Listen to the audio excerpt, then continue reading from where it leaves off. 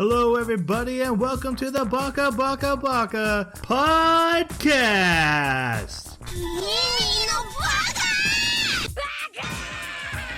Baka. It's amazing how every time you open your mouth, you prove you're an idiot. Hello, everybody, and welcome to Baka. Fresh off their 200 special episode, we're at 201, and we have stopped trying. That's right, we're an anime podcast where every 2 weeks we come and we watch an anime, and then we come to discuss it on this podcast like we're a book club, and then we turn our discussion over to you, the listening audience, to tell us why we're right, why we're wrong, what your theories are. Really, this is your show. We're just getting the ball rolling for you. That's the concept, and... We tried before 200? I know, I was going to say, we stopped a long time ago. Oh, that's the part you're confused about. Fair enough. I meant... Look, little insider baseball here, guys. We're talking about Suicide Squad Isekai. One of us got sick, and we had to postpone the recording, and it's been a while since we watched this. Not for me. Yeah, I know. You just wanted to delay it. You weren't sick at all. You're like, I don't want to watch this. Very suspicious. But it's fine. Don't worry about it. It's fine. Yeah. Also, I didn't highlight my notes. The recap's going to be garbage. Woo! 201, baby! Fresh start! Yeah. To get this garbage truck rolling, I need the help of my co-host. First off, we have the Peacemaker to my I love peace so much and I'll kill every man, woman, and child to get it. It's Jeremy. How you doing, Jeremy? And he's going to give you an anime hot take.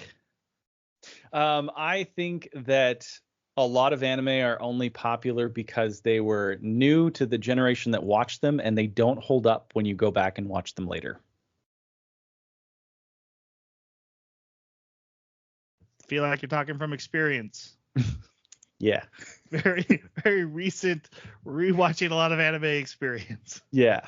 You're going to be the most informed host on this show. You're going to be the king of the podcast. I'm getting my catalog going. All right. And we also have my Rick Flag to This is Katana. She has my back. It's Jason. Anime does not make a good video game. Yeah, chew on that one for a second. Well, do JRPGs count? Because they're always done in like an anime style.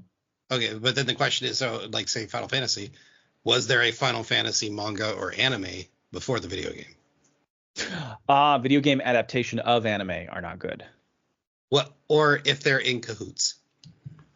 Okay. What about Final Fantasy 15? Properly get context on this. How many have you played? You gone through a lot of anime video games to give us this hot take? My opinions need no justification. That's why it's a hot take. The only one I can really think of is Attack on Titan, I think was a good game. I heard good things about the original Attack on Titan game. Okay, I haven't played that. Most of the fighting games seem very much the same, whether it's the Naruto ones or the Hero Academia ones or now the Bleach ones. I may have said it wrong. Let me contextualize this a little more. Oh, okay. The game is most likely going to be alright, but the anime is not going to be good. So anime derived from a game is usually bad. Right. Oh, I had it backwards. Okay. Yeah, me too. Because I said it backwards, and I meant it the other way. Well, remember there's Rage of Bahamut, like one of our early episodes? That was actually a good anime. It was Yeah. But I think most of the time you're right. There's a lot of gotcha trash that gets made into anime, and I think that really ruins it. What about Pokemon? I know, that's right? like one of the longest running anime of all time, based on one of the most popular games of all time. Don't try. Jason's wrong. Hot take ruined. Yes. Second hot take on top: Pokemon's not a good anime. Yeah, for anyone that's over like 12. I think it's a great start Got for him. anime. No, DBZ is your starter anime. What's wrong with you? Depends on when you're starting. If you're starting at like 5 or 6, I would go Pokemon over DBZ. Yeah, all my kids Yu-Gi-Oh! started with Pokemon, Yu Yu Hakusho. which became a great game. Did it? No, I know there's a fighting game. I have no idea if it's good. My Hunter. anime hot take is that anime fans get really upset when you mix their peanut butter and chocolate together. They don't, and by that I mean East and West IPs. Not relevant to what we're talking about today At all. Not at all. Wait, shouldn't Like, it be how do I though? follow that? Shouldn't it be? Look, I read some online reviews, and it just seems like a big thing that no one's really talking about, but it's always there. Is like, how dare this Western IP be in my anime? And then we always hear people like, this is an anime. It was made on the West, But the Avatar Star Wars doesn't short count. stories were so good. Yeah. And So is this more in reference to like Western cartoons that are made in an anime style, or is it in reference to like I'm just anime talking. I'd say both. Western? Just the Okay. fact of when the lines start to blur, it's like they want those lines. Like, I need to be an anime fan. Mhm. If you start blurring it, then maybe I'm a normie and that doesn't count as much, and I'm not special anymore. Maybe I'm insulting people. I should probably stop. And Well- anime passed that niche market a long time ago. Well, I think there's a Right. certain cultural ingredient in anime because it predominantly comes out of Japan. So when it is made in the West, I think a lot of times it's lacking that cultural ingredient, and that might be like uncanny valley of anime, Like, hey, yeah, it kind of looks like it, but something feels off. So if I watch VTubers, does that make me an anime fan? Meow. You're too old to even know what a VTuber is, for the record. I have children. Yeah, there. Who are too old to know what VTubers are, or young. Either way. What I'm trying to say. I don't remember. Let's talk about the anime. We were discussing your hot take too much. They're not really hot takes if we mold them over, are they? No, I like that. Let's let's get the debate juices flowing. That's what we're here for. All right. Again, we watched Suicide Squad Isekai. It's only 10 episodes. That's one of the reasons we watched Thank it. All right, Jason, why don't you start us off with your non-spoiler review since you're raring to go? Aggressively mid and inconsequential, or consequenceless, is my two phrases to describe this anime. I was mostly bored, and I was really upset at the Deadshot depiction. He missed way too many times. Like, that's not Deadshot. That's not Deadshot. That's true. It's not. That's actually a good point. I did like Clayface's depiction, because like throughout the years he's probably had the most changes out of any DC character as far as this depiction. And the Japanese have a thing for Michael Jackson. I'm not sure what it is, but they did a pretty good job. Yeah. And spot on. As far as story goes, this is the biggest dropped potential ball that I've had this year. They introduced so many cool ideas that were never expanded upon, that were just immediately thrown to the side, or they just didn't care. I don't know anything more about this Isekai world. There was near zero world building. I don't know who they're fighting. I did not have a good time with this anime. All right, Jeremy, your thoughts. I was really bored through a lot of it. I'm not the biggest fan of DC, just in general. I've watched a few movies, I've read a few comics here and there, but I'm especially not a very big fan of like Harley or Joker or most of the other side characters in DC. So I was more looking forward to this as what happens when Western stories and characters meet the Isekai idea, right? And I was really excited for that, and I found it less than satisfying. It wasn't a terrible anime, but it is not one that I'm gonna care about another season for. They didn't do anything interesting enough to keep me and to make me want to come back and know what happens next. I'm probably a bit more into comics than these guys. I'd assume. I am very much assuming that. DC,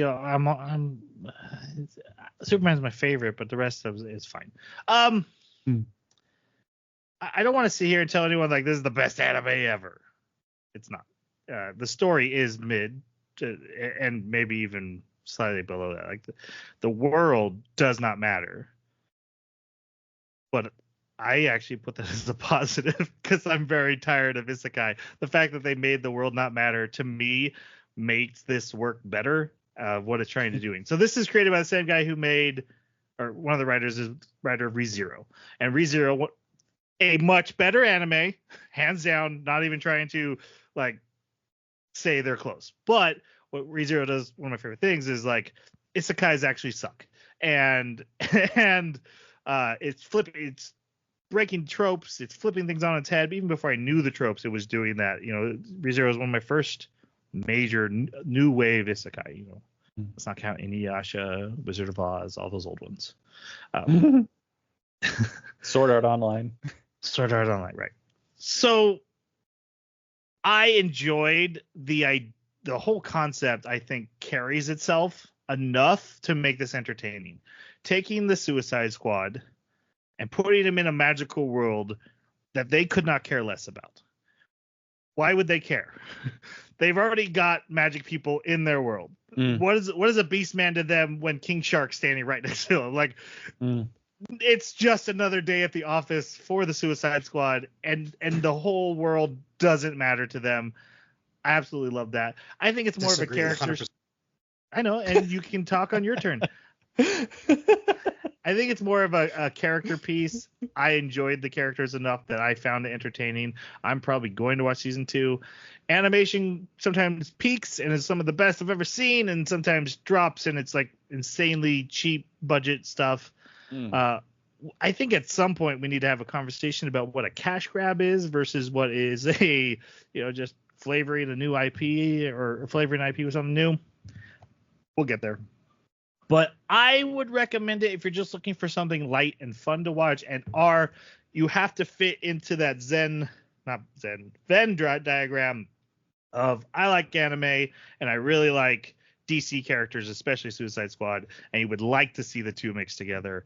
Otherwise, I think if you just like Suicide Squad, the anime stuff is just not going to work for you. And if you're just into anime, you're like, why would I bother with the Suicide Squad? What do you think about, since you are a little bit more into comics, at least than I am? I don't know if you're more into it than Jason is. But aside from Deadshot, what do you think about the portrayal of the characters? With non-spoilery, of course, but like, do you think that they did them right? Do you think that they portrayed the characters similar enough to their comic counterparts? So definitely as we go through the characters, I'll be getting to very specifics. Some I like better. One of them is my favorite version of them. And some I'm like, one's one of my least favorites. So I'm all over the map. Yeah. Okay. But mostly I'd say positive. I think there's really only about 2 characters that just didn't work for me as from their versions. The last point I want to make is this felt like a masterclass in telling and then this happened. And then this happened. Yeah. And then this happened. Sure, but there's also a really good suspension device that's built into the plot that isn't even usually there for Suicide Squad that I really liked. Like, yeah. So is that the neck blow up thing? We'll have to get spoilers. Yeah. Well, if you know Suicide Squad, you know there's bombs in their neck. Yeah. But it wasn't. That's always in Suicide Squad. This adds another extra wrinkle into it that I really like. But we'll get into it in spoilers. Opening in closing, guys, the OP, the ED. I'm nervous. I'm gonna be nervous right now. Okay. All right. Your guys' thoughts. I'm not gonna get offended. Your guys' thoughts. They were fine. I think if it was a different if it was a different anime, I probably would have been more amicable. But like, He's off the show. Get a new host. We're done with him. Well, you're gonna hate what I got to say because No! it's great, but the ED, I hate it. The ED was crap. It's like one of the most popular EDs of the year, but yeah, it's fine. Oh, I just can't stand the.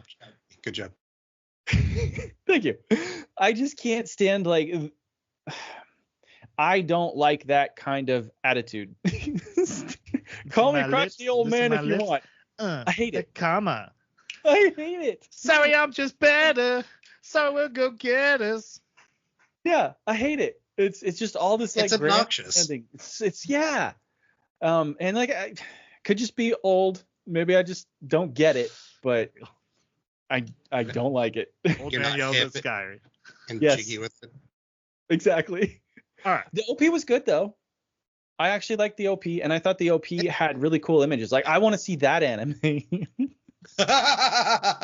You know? Actually, okay, so let me go. Okay.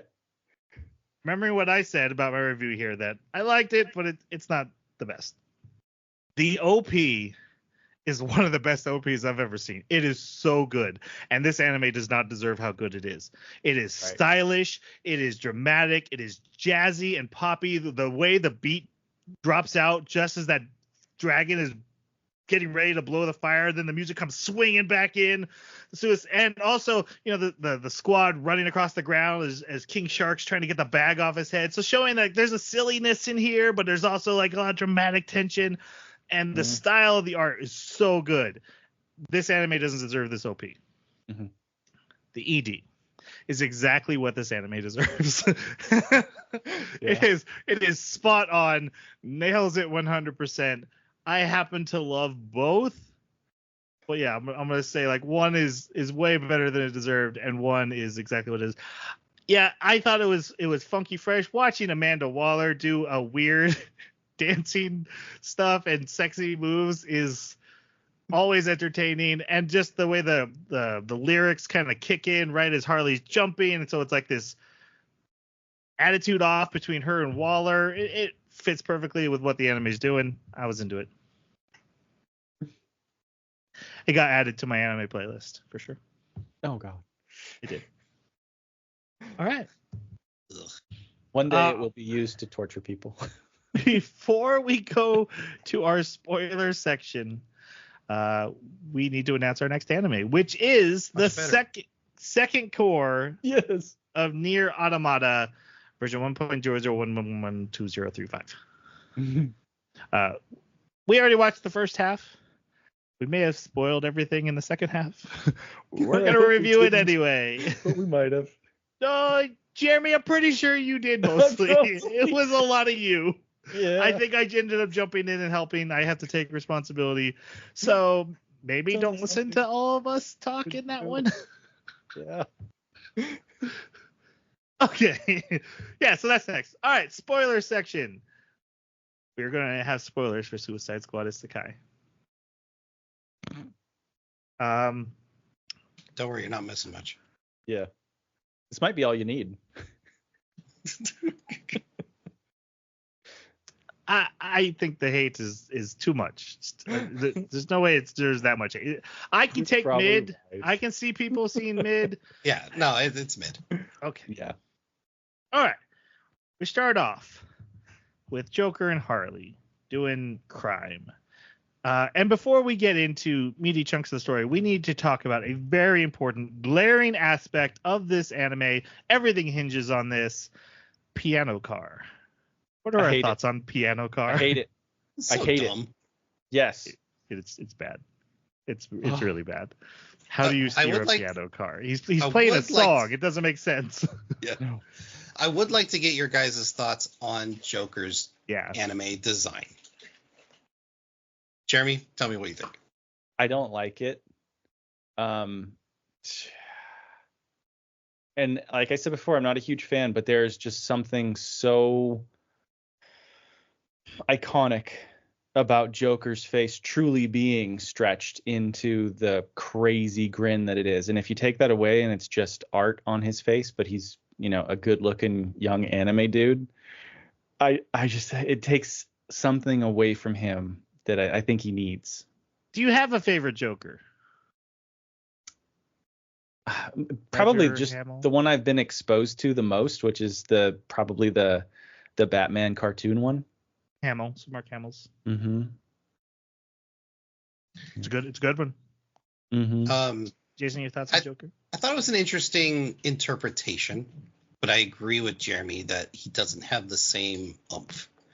Also, I think my biggest gripe with this version wasn't necessarily his portrayal as in physicality, because they got the makeup right. I did kind of dig the sharp teeth drawn on his face, but he didn't do. There was no emphasis on his version of comedy. He's the Joker. He's there to be the jester, but in an evil, twisted way. And in every portrayal, in Americanized version, he's doing that, whether he's laughing about spraying gas in people's face, or laughing about the bank he's robbing, or trying to tell a joke while he's stabbing somebody in the eye.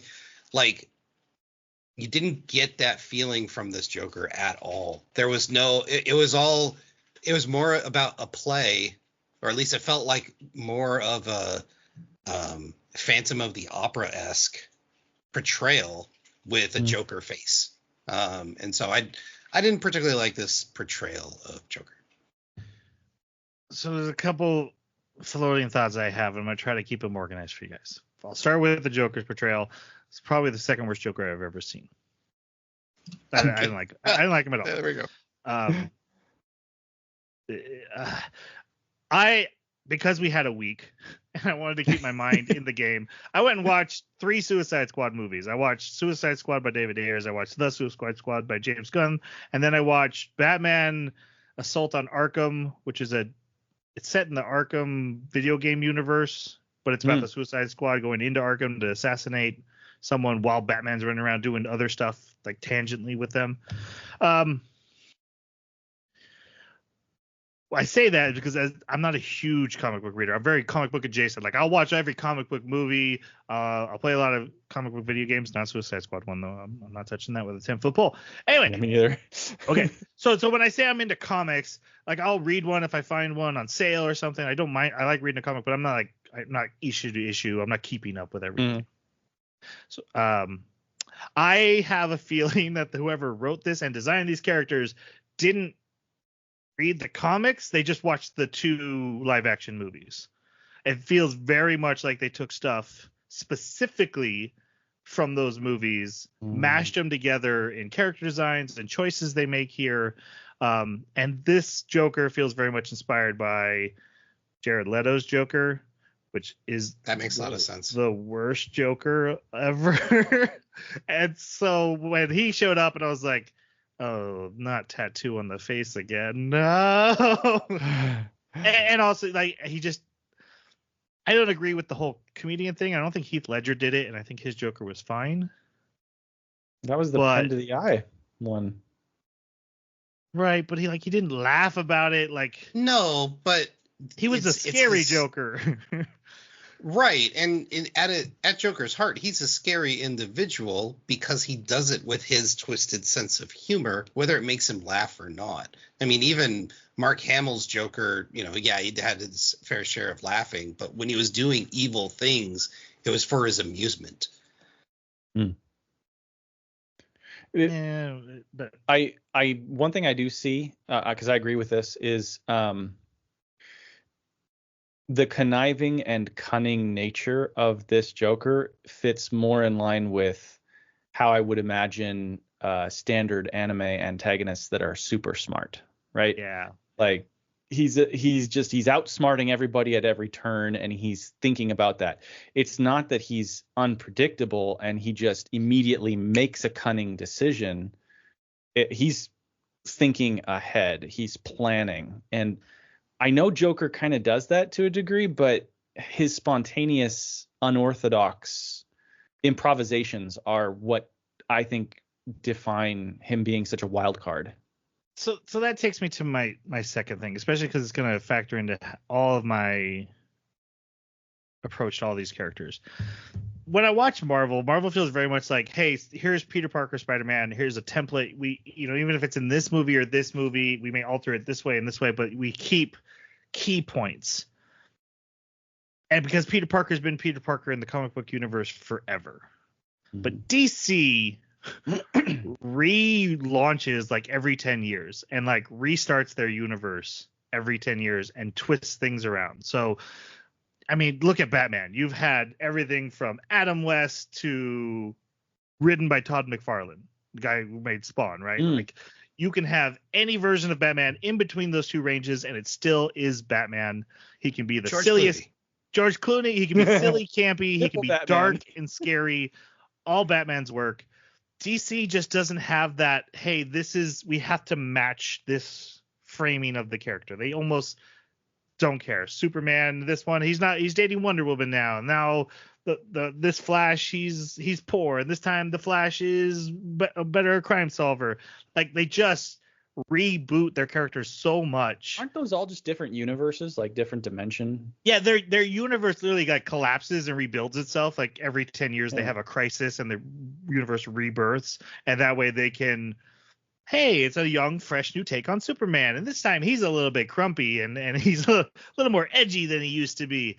Or he's a dad looking out for his kids. Whereas Marvel just pretends time hasn't passed. Like Peter Parker was in high school 60 years ago, but he's now just a college teacher. Yeah. Or Hugh Jackman will never not be Wolverine. Right. Even if they have to AI him eventually. Oh, God. But I say that just because when I watch DC characters, I don't feel like you have to hit a sweet spot or keep certain things. Like this, we're going to talk about Clayface in a little bit. Way different than any Clayface I've ever seen. I was completely fine with it. There's no sacred Clayface you have to match. So when I say I don't like the Joker, it's not because he wasn't Jokery enough for me, because I've seen every Joker, from the scary Joker to cunning Joker to... I don't know what Jared Leto was doing. Let's just move on. We do need to talk about Harley Quinn, though. The closest to a primary protagonist we have, definitely the mascot of the show. Also, who I think is the only one set up. We have one character with a character arc, and she's the only one set up for one herself. Your guys' thoughts on Harley Quinn? She was fine.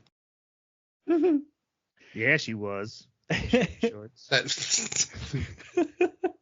I just think Harley Quinn she's just so overrated. Like, she's there for sex appeal and craziness, and she's just the face of so many different entries into this. So, she's female Deadpool, like.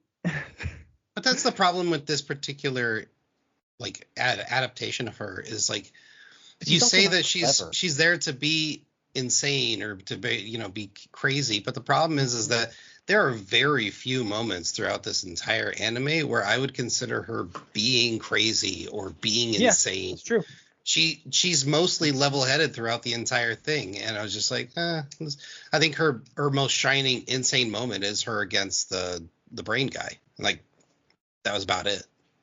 It kind of reminds me of the whole, you can't beat me because of my willpower. For her, it's you can't beat me because I'm crazy, but she's not really crazy. Her reaction is just simply, I'm determined, right? Like, you present me with a scenario where a sane person would run away or freak out, and instead I do the opposite. And that's not necessarily insanity in this point. It's just, you're not going to dissuade me from doing what I want to do or what I need to do, and then call that crazy. Or maybe they didn't call it crazy. I was looking for crazy because, I mean, come on, it's the Joker and Harley. Like, they're supposed to be driving around town, throwing laughing gas, making just a ruckus and causing chaos everywhere. Like, that's the whole thing about Joker and Harley. Town red. Chaos. We create problems. We create chaos purely for the purpose of doing that. And I didn't see that. Now, I know she's in a scenario where she can't just go nuts. But I would expect her to be chafing a lot more than she did.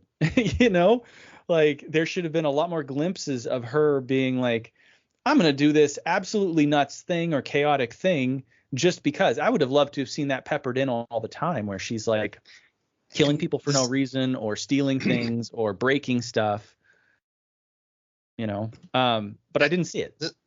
And to kind of piggyback on that, I think there's a huge section in here that she could have gone all out nuts, because there was a huge gap in communication with Wheeler, and they had a decent amount of time before they had the Waller.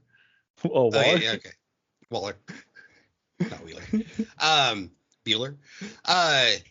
Splody lady. Right.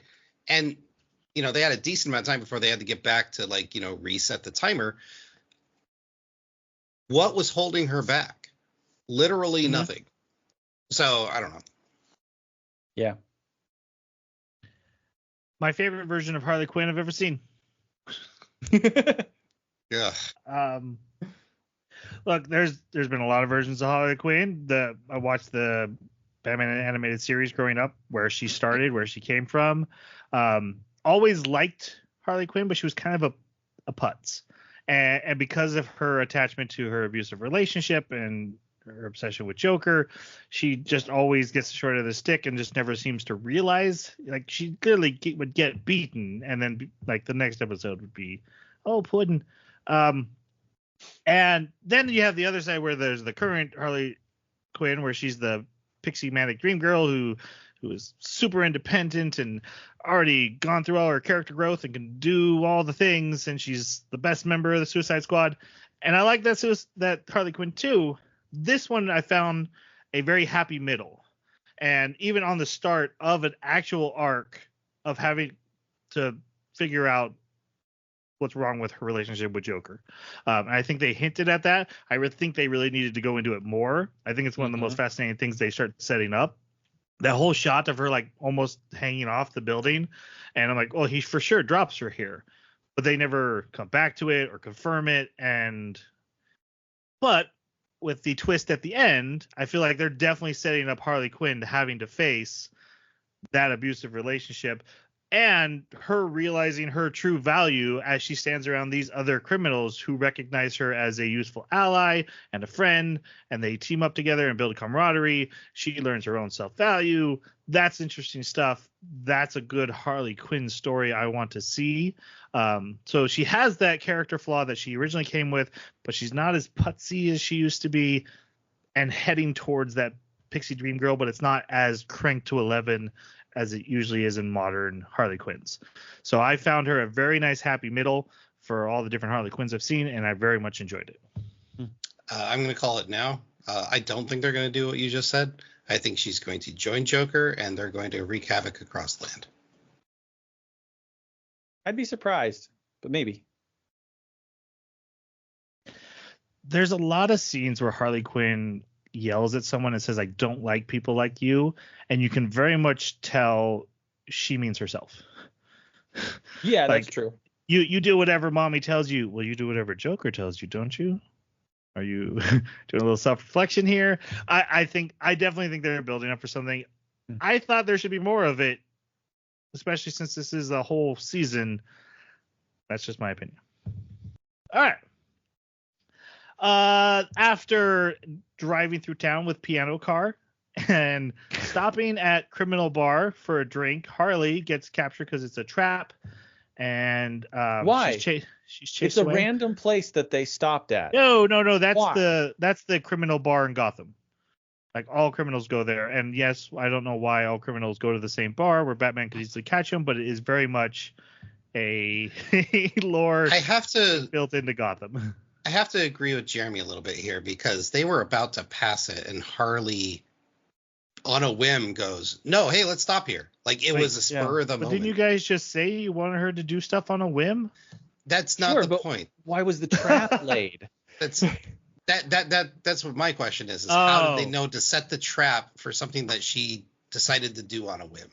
Right. Well, it's probably a stakeout. It's probably not like, hey, we need to be here in 5 minutes. They probably have been there for 3 days waiting for, because they know Harley and Joker frequent the place. You That could be guys know? Have you seen cop movies before? Well, I mean, I guess. I mean, that's I don't know. how stakeouts and undercover It just work. seems You don't like just really- show up that day.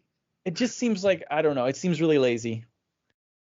It just seems really lazy. Like, hey, here's these characters that are in here, and yeah, it's a trap for you, Harley, where you stopped Jeremy, it on a whim. I just This is not in the top 10 problems of this anime. So I Right, don't think like should dwell we on it. need to it's get in the to first 10. Okay, so she gets away, but then is attacked by Katana, and they have a battle, which she loses and is arrested. It's also, is it implied the Joker's arrested or not? I can't remember. It's been a week. No, it's implied that he got away. Okay. Yeah, it was implied he got away. All right. I liked this fight, except for like there's one scene where Katana rolls to get out of the way of one of Harley's swipes, and it looks like super awkward. I remember that scene being the only one where I'm like, Yeah. what There's happened like a there? couple of frames of animation. I was like, that was a choice. Yeah, that doesn't look right. Otherwise, this first is a pretty episode. good fight. I wasn't expecting to pour the budget into the first episode. It's fine. Yeah, sure. While this is happening, we're getting shots of Amanda Waller, head of Argus, is creating a sciencey portal to another world, the Isekai world that we're going to go to. And it goes through all this crazy stuff, but then it stabilizes. And then we get a shot of Waller recruiting Harley from her prison cell. And then where she So we get the flag that it's been like 6 months. Yeah, time has passed. Harley kicks her prison guard captain in the balls, and then she's knocked out and taken to the mission. This irritated the ever-loving crap out of me because I was waiting for an answer the entire anime, never got it. Who's the person in the bandages? I assume that's Enchantress, but I was thinking that too. we never get a definitive answer. I mean, it's a green portal. She's got green powers. But then why was she sent through if it's her portal? Exactly. So this anime spends no time establishing any facts about the world or like motivations. Like I have no idea. Like it's very throwaway. So like one, how did Waller? Waller. Why can't I remember her name? How did Waller find out that there was another magical world? Waller Two. knows everything. Connect to in the first place. That's not a good answer. It's the DC universe. There's 1,000 ways she could do it. Like it's not even that hard to. But find it's a not magical explained world. or even hinted at. What It's does it matter? Because I don't care if there's no context. right. Like Feels like a lazy storytelling. You're not supposed to care. The whole point is it's carbon copy every isekai that every anime does. The whole point is isekai. You can do that. You can do that with a parody or a criticism, like a deconstruction. This But is if a deconstruction. I didn't take it as a deconstruction. no, took I it didn't as- either. No. Is this a parody of Isekai? Is this supposed to be a comedy? No, I think it's a Or is this an deconstruction by adventure? taking fantastical characters and putting them in a fantastical world, and they're like, it just doesn't But matter. aren't most fantastical worlds have fantastical characters in Not them the already? not the main characters that go into the isekai. Those are usually normal. I'm just a gamer, but now I'm super powered because I spent all day just in front of a computer. Yay me! Well, I think if you're going to do a deconstruction, you have to be clever, and it didn't come across as clever. And I didn't get that. That was the point. Like, at no point Yeah. watching this did I feel like this was a commentary on how dumb Isekai are. Yeah, it seems sincere to me, like a sincere attempt at storytelling. Oh, I think it was them. just being sincere. It would take the time to explain stuff. And again, this is the guy who wrote ReZero. I think he would know. Exactly. That's the point. I expect a very high bar Mm-hmm. from this writer. So it's like, you know, we have no idea how she knows that there's another world. Two, we have no idea like what's the logistics of her being able to take advantage of it by controlling the resources, whatever that means. Oh God, that one killed me. Right. And then 3, Yes. like, how many tests have they done on this portal? Have they even had any attempts, like half successful attempts at creating the portal? Like, how did they know But that this this story was the way is to told create from the the portal? Suicide Squad? Why would they know that?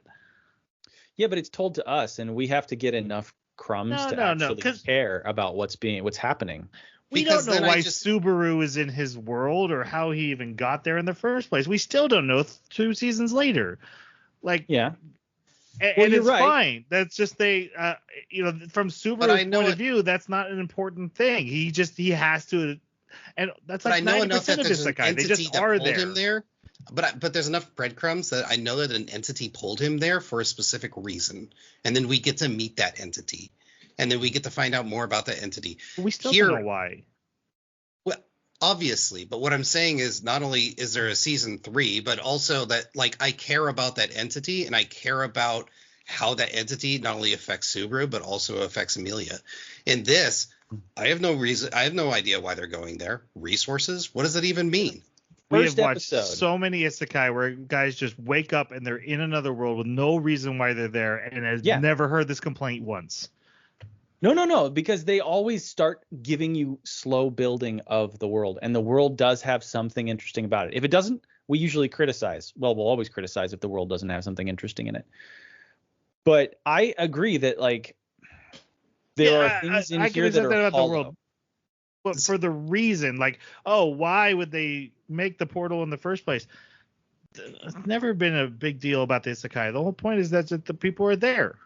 Well, that's because we never like that just Most- happens to them. They usually are most just they die isekai- and they appear. Yeah, most Isekai are pulled in unwillingly. And that's Yeah. why the audience has no idea how they got there, because the protagonist doesn't know. These guys know. They know they Yeah. went through a portal. They have But to they don't- visit said portal in order to reset the timer on their bomb. But that they portal don't know was all created the by a person. And that but person they don't has know the motivations. answers to all the questions you've been asking. So that's again, from their point of view, they don't know if Waller tested this. They don't know why Waller made this or how she figured this out. So they wouldn't know. So we don't need to But know. Flag Just like in should- every other Isekai, they don't know how they got there. So we don't know how they got there. They and know that's a exactly fine how they thing. got there. I didn't know. Okay, that's not what I said. You said they don't yeah. know how they got there. They No. know exactly how they got there. In other anime, what the protagonists don't know, we don't know.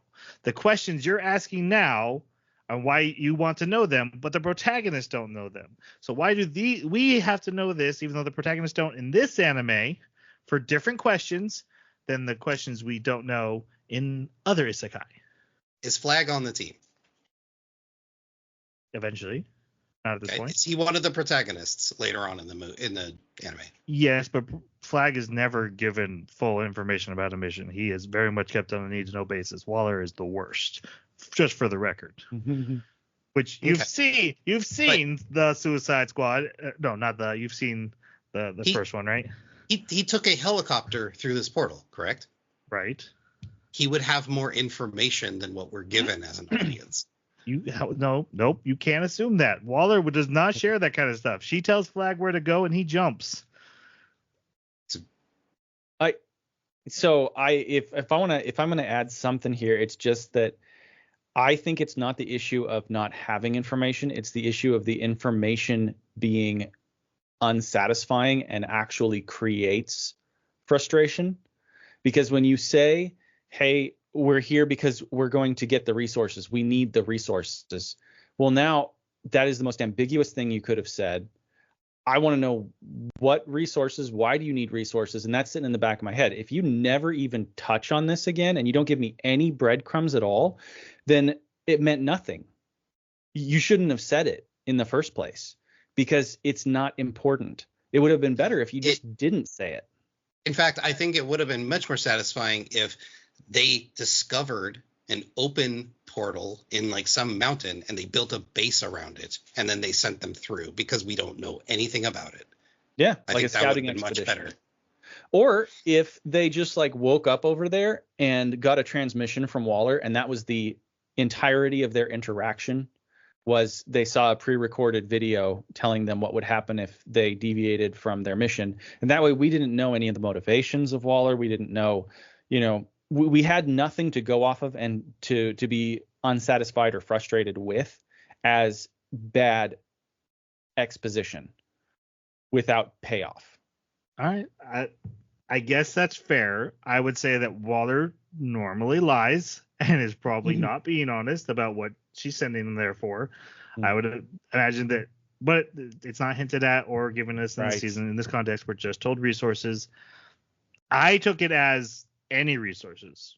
If we can get some free stuff out of this, bravo.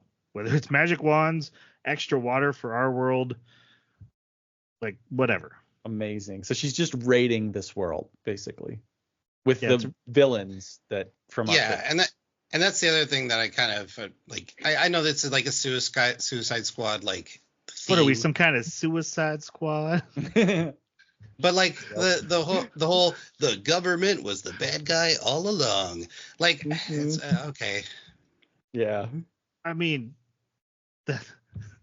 like what resources could she need? They have a planet's worth of water. They have all of this, like everything we have, they have and more. This is not for the planet. This is only Waller only serves America. Like Waller is very much. Okay. I will do. She does whatever it takes to protect America, save America, no matter what line she has to cross to do so. That is just like America. Her character, 1,000%. America doesn't lack any resources. Like there's considering the. We don't have magic wands. Secret. Come on. No, we have Enchantress. Yeah, DC we there do. That's so many superheroes and supervillains. Under the fort they destroyed is an oil well. They would send the entire military there to get it. Right? So but honestly, it's just nothing that they could find in this world seems like something they couldn't find in America, like Waller's resource, where she could possibly go to find resources. It's just so unsatisfying because of that. Here's why I understand the point you're trying to make, Troy, that it feels hypocritical that I would criticize this and not other isekai. So let me take ReZero for example. When he first appears in that world, we have no idea. No spoilers, there, right? Spoilers. 1 minute he's in first episode he's in a gas station, and then all of a sudden he's in this world, standing in the street, right? Mm-hmm. Throughout season 1 and season 2, we start to get tidbits of why he's there and how he got there. We don't know the full answers yet, even through season 2. But we continually to get satisfying answers for the moment that lead to more questions, which is a really cool, like, oh, there's a new box we need to wait to see opened. Mm-hmm. There's none of that here. I have no attachment for why they're there. In fact, this could just be an island off the coast of Maui, and it wouldn't make a difference. Like a hidden civilization that has magic that nobody knew about. That never happens in DC. Well, that's what I love about it, is that this is they have the Green Lanterns in space. The Superman's an alien. There are other worlds. Isn't that secret Amazons? Yeah. It's not even that weird for them to have a portal to another world. It's a Tuesday in the DC universe, and sending in the Suicide Squad, which is very minimal resources for Waller, just to see what she can get out of it, feels very in line with the character, the universe, and takes the whole isekai trope of, oh, how did I get here? This is so magical and fantastical, and it is like, meh, it's a Tuesday here. But the one thing that I don't get is, if this is First Contact, why are you sending criminals? Why are you raiding? Why aren't you trying to establish communication? Why aren't you trying to establish an embassy? Why aren't you trying to, even if it's secret government stuff on Waller's side, I'm sure she has access to some operatives that would be more equipped to handle the diplomatic approach with these kingdoms. Why do you immediately send in crazy villains to sow discord and destroy the place? Like, I can't get behind. I don't like the way the story's going. When I see that. The premise of how the show is set up is unsatisfying and dumb, in my opinion. Yeah. I don't think so more than any other Suicide Squad story. It seems very much in line. However, The Suicide Squad always goes into like solve a problem that they can't solve otherwise. This isn't a problem. This is exploration. Either the normal heroes are busy or it's like super, super dangerous. And they're like, we don't care if you die. Oh, no. It would be because Waller doesn't want anyone to know. She can keep Task Force X off the books. And that's true. Obviously was going to kill them to close up loose ends. Like, they're not coming home. That's very clearly established. She has no intent of bringing them back. This is a dead team walking. She kind of already played her hand on that, which is kind of messed up. However, I will say while I don't agree with Jeremy's statement, except for one thing, and it's the character we find out she sent in the twist at the end. That's the worst decision anybody's ever made in the history of decision making possible. Like, hey, this character's known for one thing, and you included him. What did you think was gonna? Oh no! How did this happen? Yeah. What does? Yep.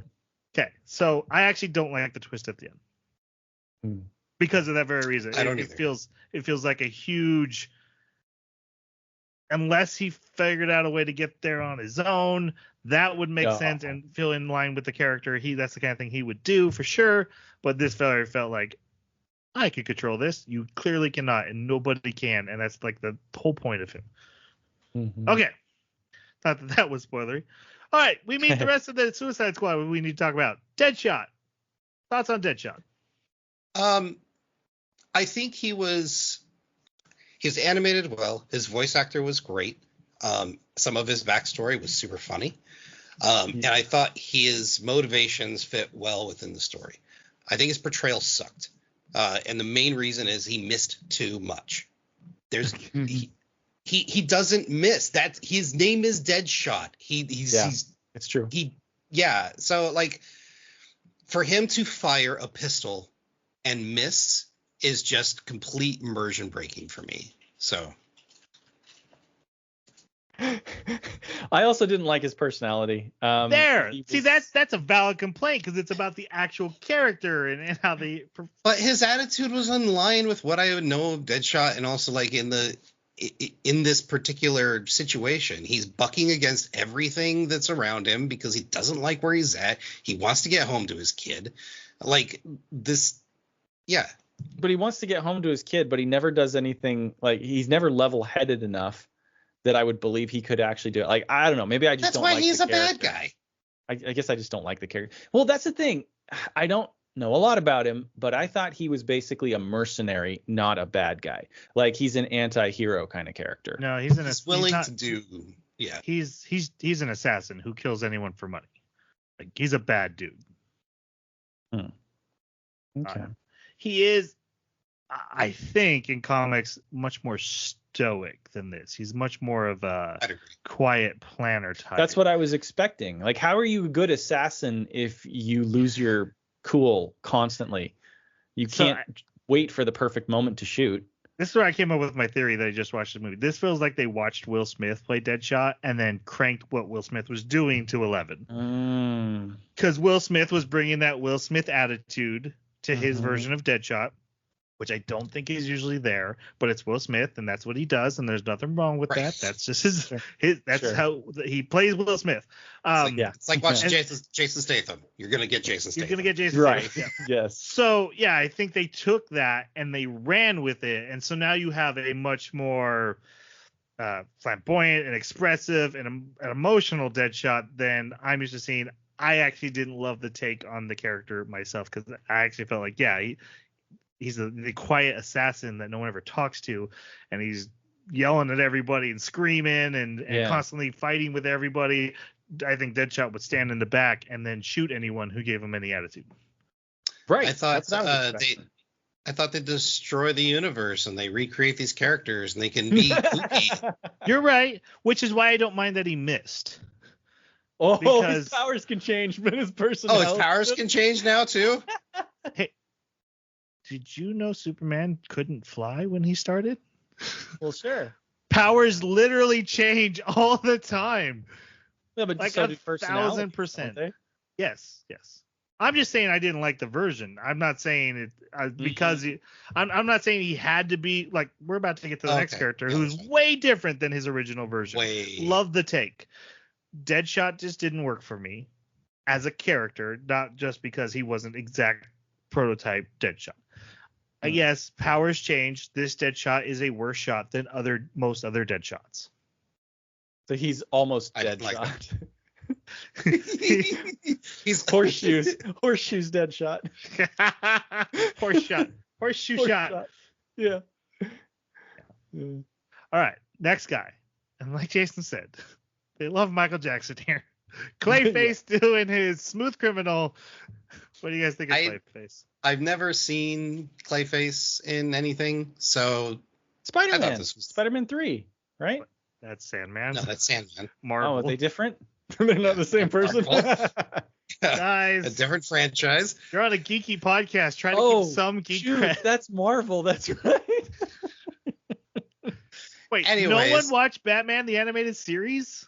Oh, I do remember Clayface in that. He was like an Irish boxer kind of guy, right? No, he was an actor who got horribly scarred and put on a special chemical makeup that he could reform his face, but then he took too much and he turned into a giant mud clay creature who could shapeshift. But it's very hard for him to do. He has to like concentrate to get into the form he wants. It's like tensing a muscle, right? So he can look like anything, but you have to hold that like tensing a muscle for a long period of time. Wasn't his original form like really bulky and stocky and tough? Yeah. That's what I remember. Well, everyone is in Batman the Animated Series. They're all very square chin, jaws. I mean, even Commissioner Gordon is. Right. Yeah, everyone's a rectangle in Batman the Animated Series. Even the Joker. I found this character very entertaining. I liked his quips. I thought the Michael Jackson impersonation was pretty funny. And I liked how full of himself he was. He was fine. Huge missed opportunity that we'll get into later as far as powers are concerned. But yeah, he was fine. He caught me off guard. I do remember the cartoon one. I don't know. I always thought of him as not being particularly charming. But that's probably just another artifact of the cartoon. Like the characters were more serious in that. So I don't know. He was fine, but I didn't really like him that much. Almost my favorite character. There's a couple lines he says where like he's pointing out errors in the plot, or this isn't good pacing, or we shouldn't be doing stuff like that. And I was like, oh, what is that? What are you doing? And that's when I decided it was a deconstruction. Like, okay, either you're trying to have your cake and eat it too. Like, I'm doing lazy writing, but I said it, so it works for Deadpool, so it works for me. But I felt like he was more there as the deconstruction. His whole thing, like, we're in an Isekai, and everyone's like, we don't know what that is. We don't care.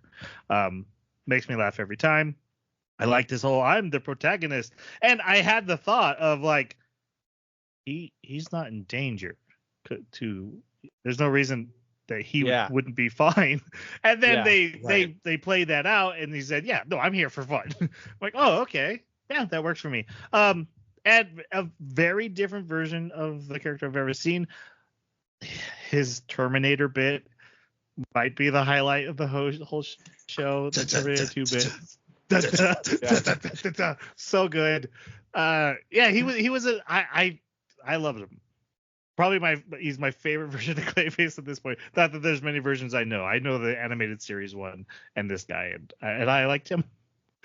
I think one thing I absolutely hated, and this kind of soured me, was when he became a sword while also simultaneously dissolving in water. That bugged me too. Because Clayface's weakness is water. He loses his stability in water. And then the fact that he then suddenly became iron out of water. Super he did it while he was in water. Yep.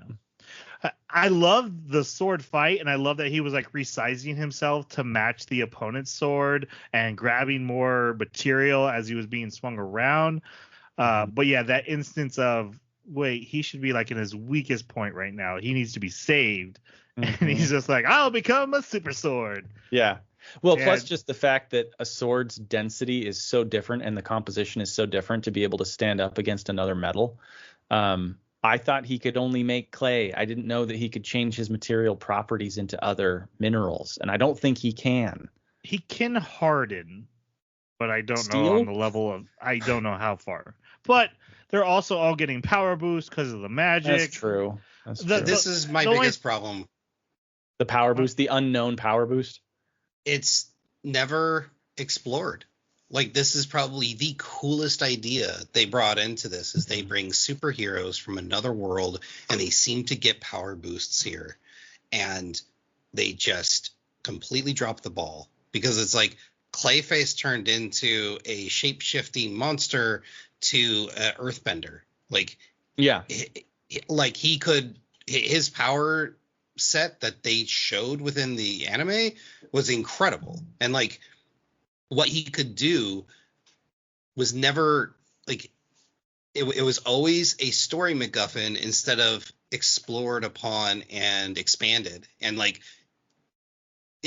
or any of the other characters. Like, Well, Deadshot. Okay, so it seems the metahumans are getting the boost. I don't know if Donaway even counts as a metahuman. I think we would define him as, but he doesn't have powers. That's just his species. He does what his species can do. Harley Quinn, I'm pretty sure has powers, but it's different from adaptation to adaptation, so it's hard to know. But she did seem to get the magic boost. But yeah, Deadshot's not a metahuman, and Peacemaker's not a metahuman.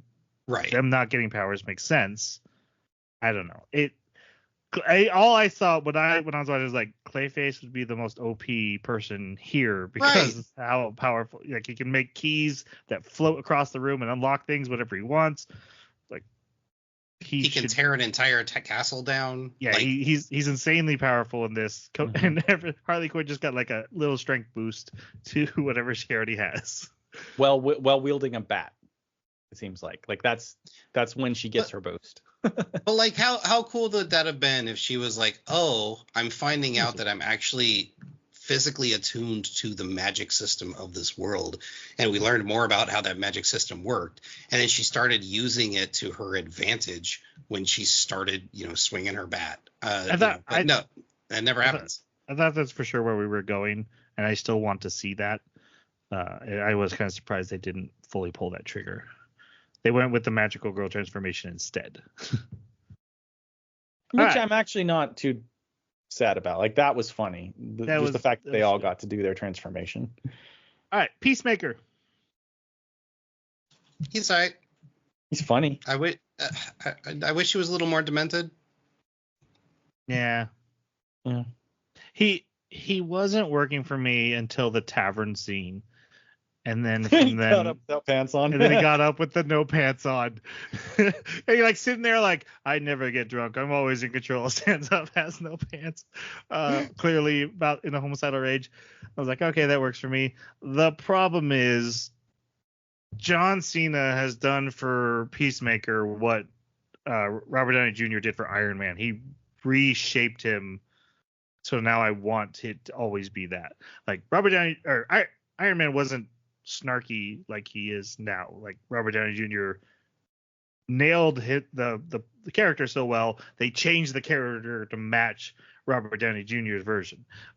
And at this point, I feel like that's John Cena's the Peacemaker, and everything needs to match him. If I hadn't in a vacuum, I would have liked this character a lot. I know there's a better one out there now. And I think his best scene was him torturing that elf. Was like, God. Here we go. Now we're getting an actual villainous arc here, and then they just like, no, never mind. Yeah. The only exposure I've had to Peacemaker is John Cena. I thought this was actually fairly close to him, but it's been a while since I've seen it, so maybe I'm forgetting some of the nuance. I think one of my favorite scenes was when he's going to help King Shark and he's up in the tree and he I don't know where he had it, but he pulls an American flag out and Yeah. he's like, America, yeah. I was dying. So good. Cena's comes off more as a bro who then, as soon as the mission demands it, becomes a homicidal maniac and will literally kill. But he's human about it. Like, he feels bad about murdering you, but doesn't hesitate to pull the trigger. But he's a bro. He's very much a bro. Whereas this guy was like ice cold Terminator, and then only later did they reveal like his insanity to let the humor start slipping through, like the pants or the America. Nanaue is the King Shark. He doesn't get much character depth besides I'm big, strong, and I eat people. Mm-hmm. Yeah. So I don't have a lot of thoughts on him. But I that's his thing though, right? Like, I don't think they've ever given him a great deal of depth, have they? There's a lot of versions of King Shark. Oh, I don't know much about the comic version. Okay, so the 3 movies I watched, he's in 2 of them. One, he's like just this big giant dude with a steel jaw, and he puts shark teeth in. But he was very much more humanoid and smarter, but not a big talker. That was the Assault on Arkham one. Then there's the Suicide Squad, voiced by Sylvester Stallone, dumb as a rock. Like, I read book good, and it's upside down. Everyone's raising their hands, asking questions. He raises his hand. Yeah. Oh God. And I love that version, and this definitely felt like they took that version and were like, yeah, we're just gonna keep going with that. And I was fine with that. It works for me. He's good. I think they said he was like 4 years old or something too. Like, they said he was. No, he had the brain of a kindergartner. That's what it was. Right. Yeah. So yeah, he worked for me. I thought he was funny. Yeah. On the HBO Max Harley Quinn cartoon, he's the IT tech, and he's like a college frat guy. He's very funny in that one, but very different. Wow. I think I like the dumb version. Yeah, I think I'll take the dumb version, but it's good. All right. Yeah, when you have that much power, like, you've min-maxed, so something's got to suffer. Yeah. And the fact that you never know if he's going to eat you. You just have to have that constant worry, and you can use that for story purposes. That works for me. All right. They are on a helicopter. They are told their mission to get resources. Great mission. They helicopter they're told about the bombs in their neck.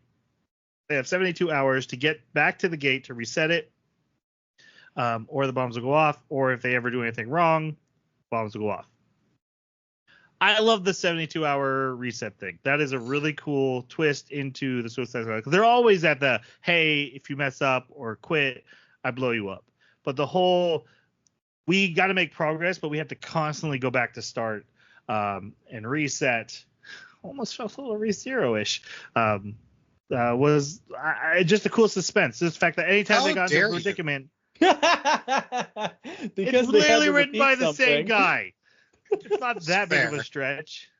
Okay, I'm just saying. I feel gross. Alfred Hitchcock always said, if you show people at a table and you set off a bomb, you've surprised the audience. But if you show the audience the bomb under the table, you've now put your audience in suspense. A ticking timer is always automatic suspense, and there's nothing wrong with that. Except, like, how dare you argue with Alfred Hitchcock? The moment we see Clayface use any of his abilities, we're like, oh, okay, so the bomb is useless to him. Yeah, they're fine. Okay, but everyone else still matters. Yeah, sure. Yeah. I think with Hitchcock, there's the suspicion that the people may not survive. And in this, just because I know that all these characters are going to have to survive, I'm not worried. Back to the magical world enhancing their powers, seems Nanaue has super healing or regenerative abilities. Yeah. Yes, you're right. He does have a magic boost. That is right. I forgot about that. He has his magic healing now. So yeah, definitely can count him under metahuman. I do wish they'd killed a character. Actually, the one thing I think is missing from the whole characters is switching teams and a little bit of betrayal and subterfuge going on, because we find out there's another Suicide Squad that's already here and we're facing them. But I would have liked to see people switching sides and constantly alliances shifting and seeing where loyalties go, and a head or two blowing up. That almost always happens where Waller's like, no, screw it, you're done. Also, I would have liked to see some villainous behavior. Like, besides the torture scene with Peacekeeper, I don't know if any of them, or Nonaway eating people, none of them felt like villains. They just felt like bothered heroes. Yeah. I agree with that. The bombs in the neck kind of make it hard. Can't really go on crime sprees where they die if they do. They're not under surveillance. They're not under surveillance. They're completely cut off. They are the moment they meet Flag. But they don't meet him right away. There was a long time before Flag. One episode. So they do a good job in the prison, right? They took over the prison. Like, that's what I would expect from a group of villains, right? Right. But then, there's plenty of times where they're separated from Flag. Mm-hmm. Like, I don't know. I disagree with that one. I think they're well established enough. They're criminals. I'm fine. It just felt like I was watching Heroes. Yep. Well, I mean, they are now at the threat of death. That's like what Suicide Squad is. I think there's room for nuance. I think there's room for them to do villainous things when they're not being watched, and they aren't doing it, even if they're just casual, minor, petty things. There is the great scene in the Suicide Squad where they break into the bad guy camp and just start murdering all the people, and you're like, oh, these are cool. And then like 2 minutes later, you're like, this is the good guy camp. and like, oh, I should not have enjoyed that so much. That's on me. So I see what you're saying. Yeah, because I mean, Suicide Squad especially is about gray morality, right? It's Waller's doing this horrible things for the greater good by using people who do horrible things selfishly to do good. All right, I'll give it to you. They have bombs in their neck. Their helicopter crashes. Their commander dies, and they're surrounded by orcs who couldn't be more orcish if they tried. Like, literally, you Google orc, and it's gonna be these pig guys. Yeah. So they fight the pig orcs. The porks. Yep. And Deadshot snipes the leader. And this is where we get freeze frames for each character to get introduced to them. And then the humans come up who can't understand them. But don't worry. Clayface fully understands he's in an Isekai and starts talking to him. He's like, I don't understand the language, but I know acting. And they're instantly thrown in prison. And we find out there's another Suicide Squad. Oh, yeah, he doesn't get the cuffs yet. The cuffs are really This bugs me. Like, before the Queen gets involved, you've got a band of people that you don't know, but they just helped you win a battle. And now you're just going to throw them in prison. But they have a Beastman with them. And? I don't know. Beastmen are bad right now, right? No. It's very well established that they used to live together. They've never seen this type of Beastman before. Why would they watch this Beastman kill other Beastmen? Why would they assume that this one was bad guy? So they should have been thrown in jail, but they're thrown in prison. They should have definitely been thrown in jail. Like, we don't know what these guys are. Let's figure it out until like a holding cell for safety. Yeah. Mm-hmm. Yeah. That. But then they're like locked up with a warden, full on prison instantly. That's not as bad as one other thing they do, which is that they constantly go back to jail on purpose. Yeah.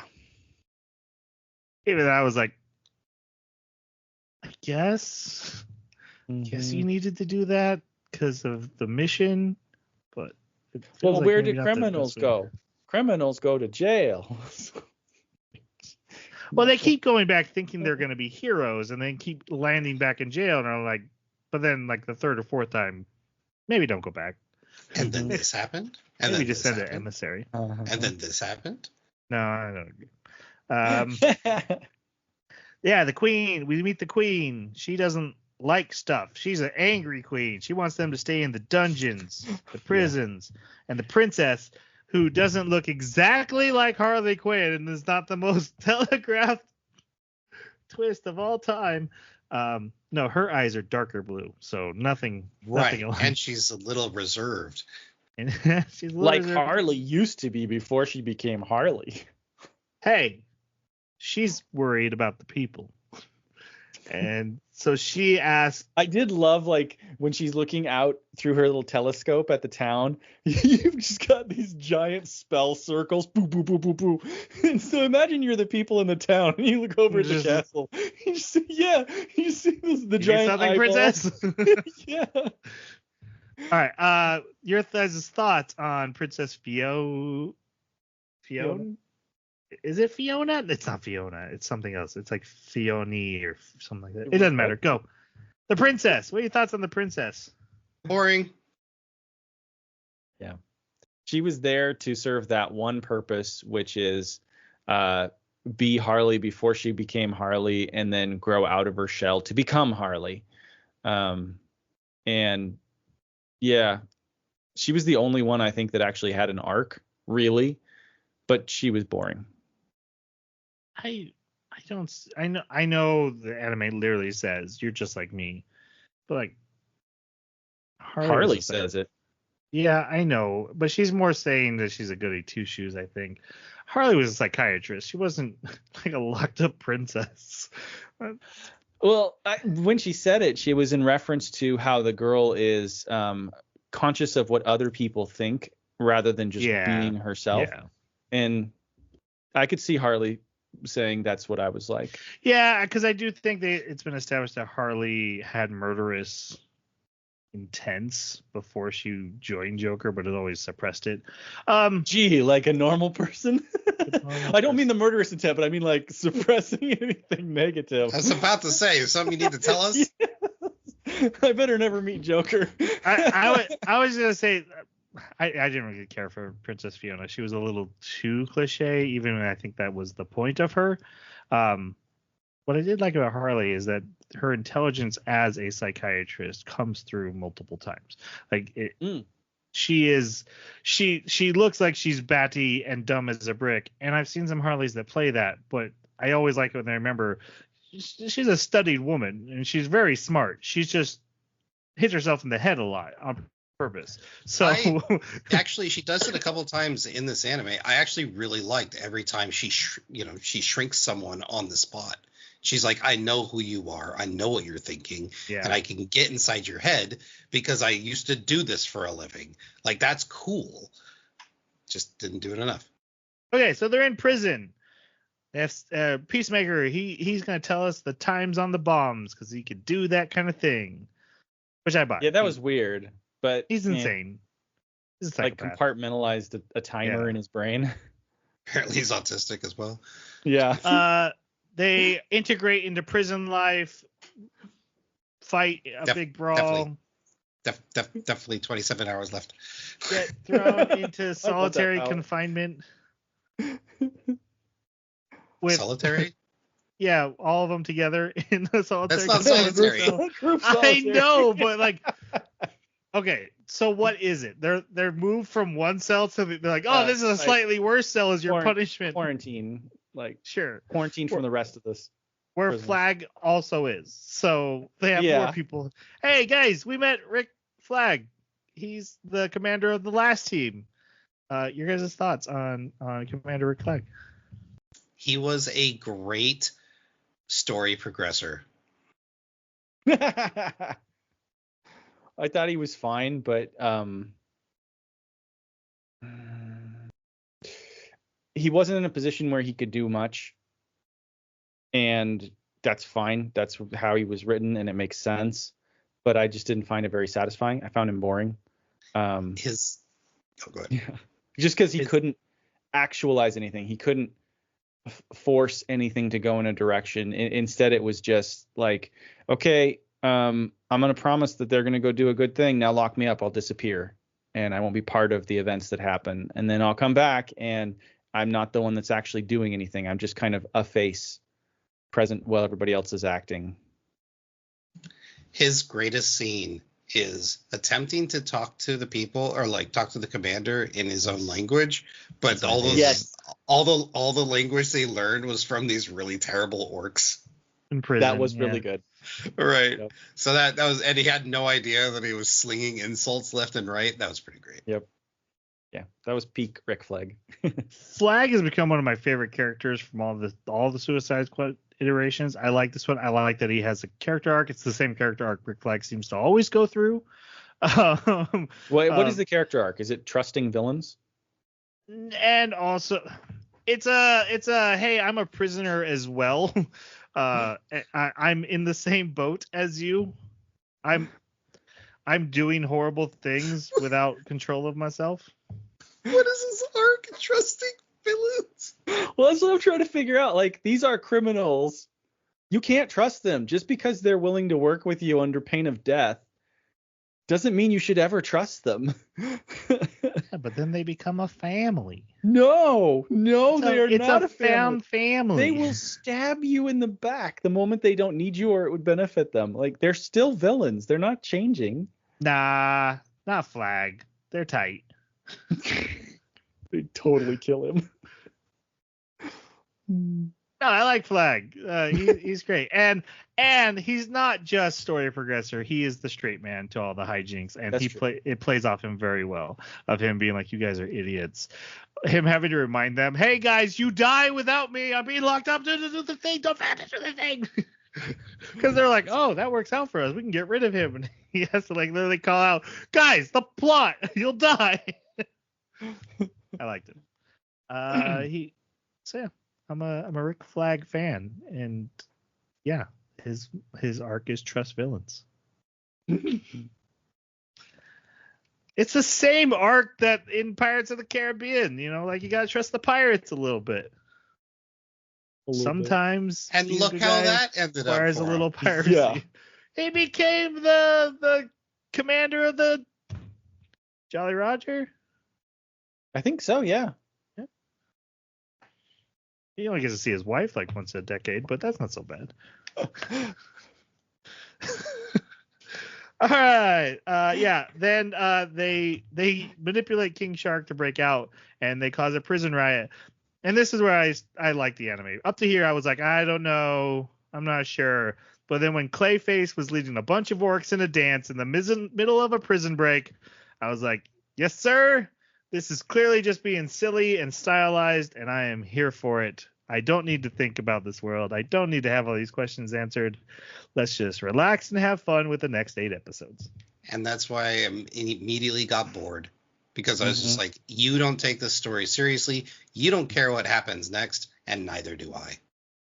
It's a character piece. Deconstruction. I just didn't see the deconstruction. Literally Clayface's every line of dialogue, but that's okay. That's not deconstruction. That's just stating what's happening. That's not deconstruction. It kind of is when he's pointing out like, hey, we're supposed to fight the dragon at the end, and we're fighting dragon in episode 4. That's just bad exposition. Nah. Yeah. No, because it's in character. Like, it totally fits with his character. If he's an actor and he's observed Isekai, to me, that's not even deconstruction. That's just a fan of Isekai saying this is happening in the wrong order. Like, that's not. It doesn't seem clever. It seems like his character.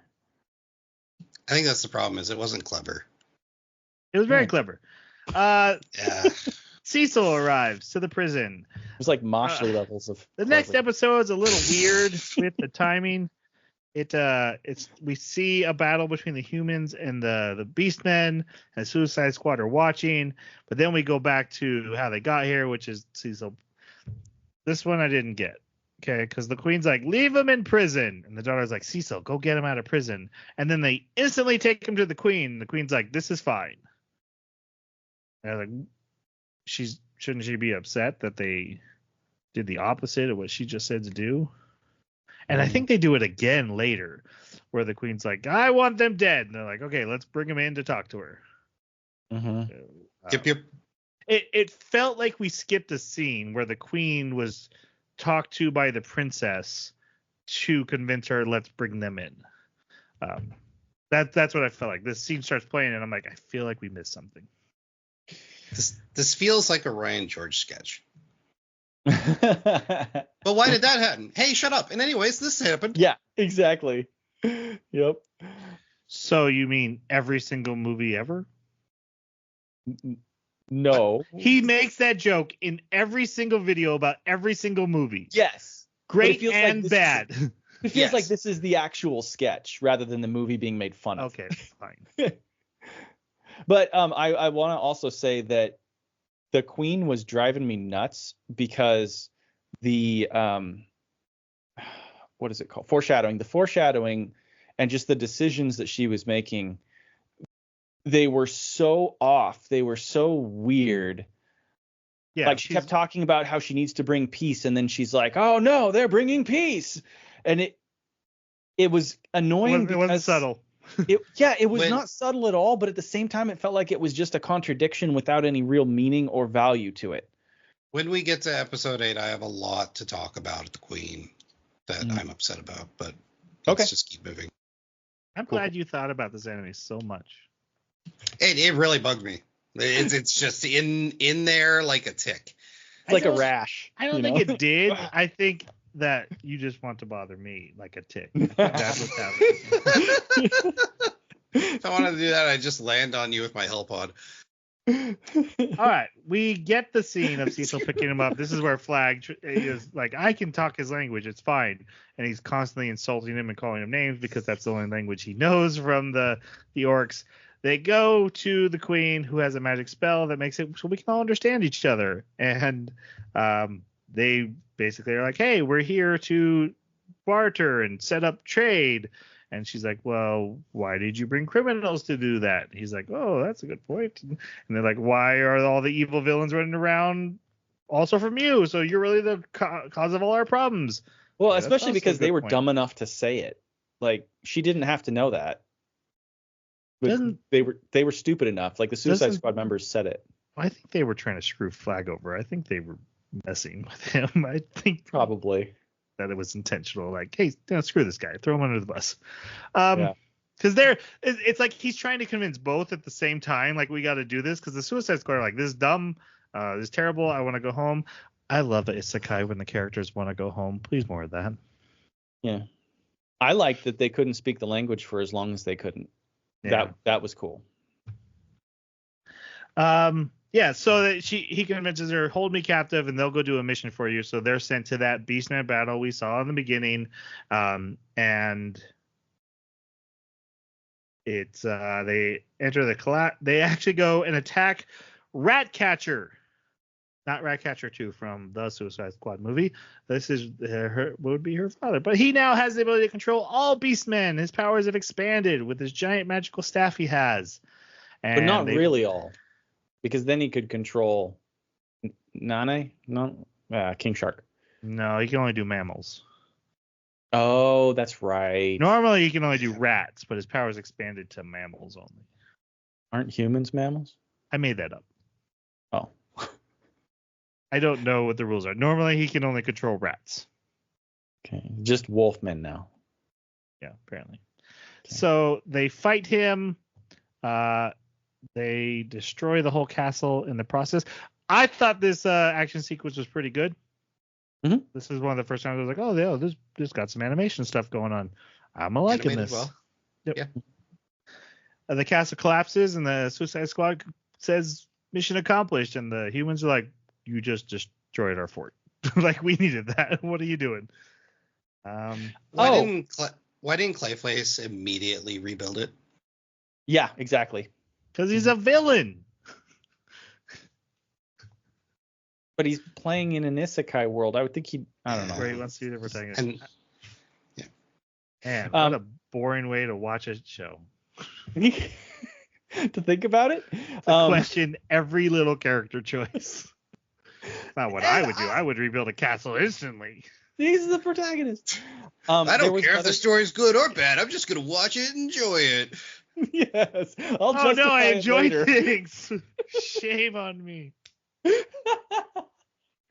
I missed a complaint earlier. Okay. The prison guards were pissing me off because they were clearly the same person copy pasted. And then they did the same thing with the soldiers too. But it was so pronounced on the prison guards, it was just driving me nuts. There is no way every prison guard had the same build, the same beard, the same everything.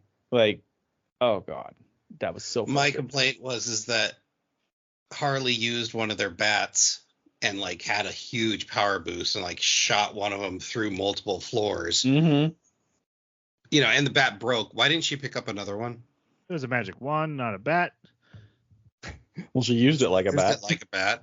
Well, she uses everything like a bat. That's her thing. I'm just saying, like, her normal bat doesn't do this. She picks up one of these things that does it. There's multiple of them on the ground because multiple of these guards dropped them. Why wouldn't she pick one up? Like, and she can magically store them because, you know, at the beginning when she fought Katana, she just pulled that out of somewhere. It just appeared. The bat was not visible, so she could store multiple wands in her inventory. Anyways, moving on. So they have to fight Ratcatcher's revenge army, and I was just waiting to cut that. We get a flashback of Joker getting two gangs who are hunting him to kill each other. And basically, the setup for this is Suicide Squad. They're like sitting out at camp. They're coming up with all these plans. And like, where's Deadshot? Oh, he's just like hanging out up on top of the building, just hanging out. And they have Clayface build all these structures. They bring in all the orc prisoners for this great big battle. Ratcatcher shows up, and like half the Suicide Squad's like, yeah, we're not going out there. We're not helping. We were just here for setup. And Cecil's like, no, you gotta help. You're the warriors. You're supposed to do things. Like, no, shut up. Well, then Deadshot just shoots the magic staff, erasing Ratcatcher's powers. The Beastmen turn on him instantly. The battle is won. They really just did this to help their prisoner buddies get out of prison for free and manipulate the humans. I'm sorry, Troy. I don't mean to be this critical. If he can shoot the yes, staff, you do. If he can shoot the staff, why didn't he just shoot him in the head? That's his buddy. Obviously not after that last encounter. Where's the fun in that? He's an assassin for hire. What fun is he having? No, I meant for us. Like, it's way better to watch the Beastmen be like, and they'd be like, no, we're buddies. Remember, we're all buddies. I didn't mean to control you. The only thing I can imagine is if you think of like the Hitman game, how many people find interesting ways to assassinate in that. So I guess maybe this could be his version of like, well, shoot the chandelier, it falls and electrocutes. Yeah. Also, if the staff survives, what keeps Katana from picking it up and using it, or someone else? Because it's his power. Yeah, I would have thought the staff just magnified his power. Because the Thinker cap also was transferable. I assumed the magic staff from this world was also. If he only has the staff, why does he wear the mask? Ratcatcher's not a metahuman. It's technology he uses to control rats. I think, based on the movie, that could be a comic thing. So I think it's only the staff that's giving him the power. All right. They head off to the gate and get their bombs reset. And they decide to go get weapons from the helicopter Rick Flag came in, which is on top of a floating mountain, as helicopters tend to do. And they find it's in the nest of a dragon. And then they have to fight the dragon. And they have crazy epic battle.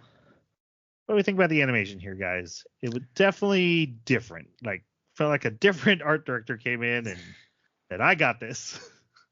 I think the best part about that animation sequence was Clayface making a huge fist and grabbing the tail. I thought that was neat. And I like that he was like, hey, magical creature, say hello to my RPG. That was pretty good. I like that. I like Deadshot's sequence. I know that some people probably didn't like the animation. I found it kinetic, which was cool for this whole dragon fight. And my favorite thing, which goes away after this, is the magic frying pan that can change sizes for cooking that Harley That was Quinn is cool. now used as a fireball send backer. I wanted wish more that- frying pan.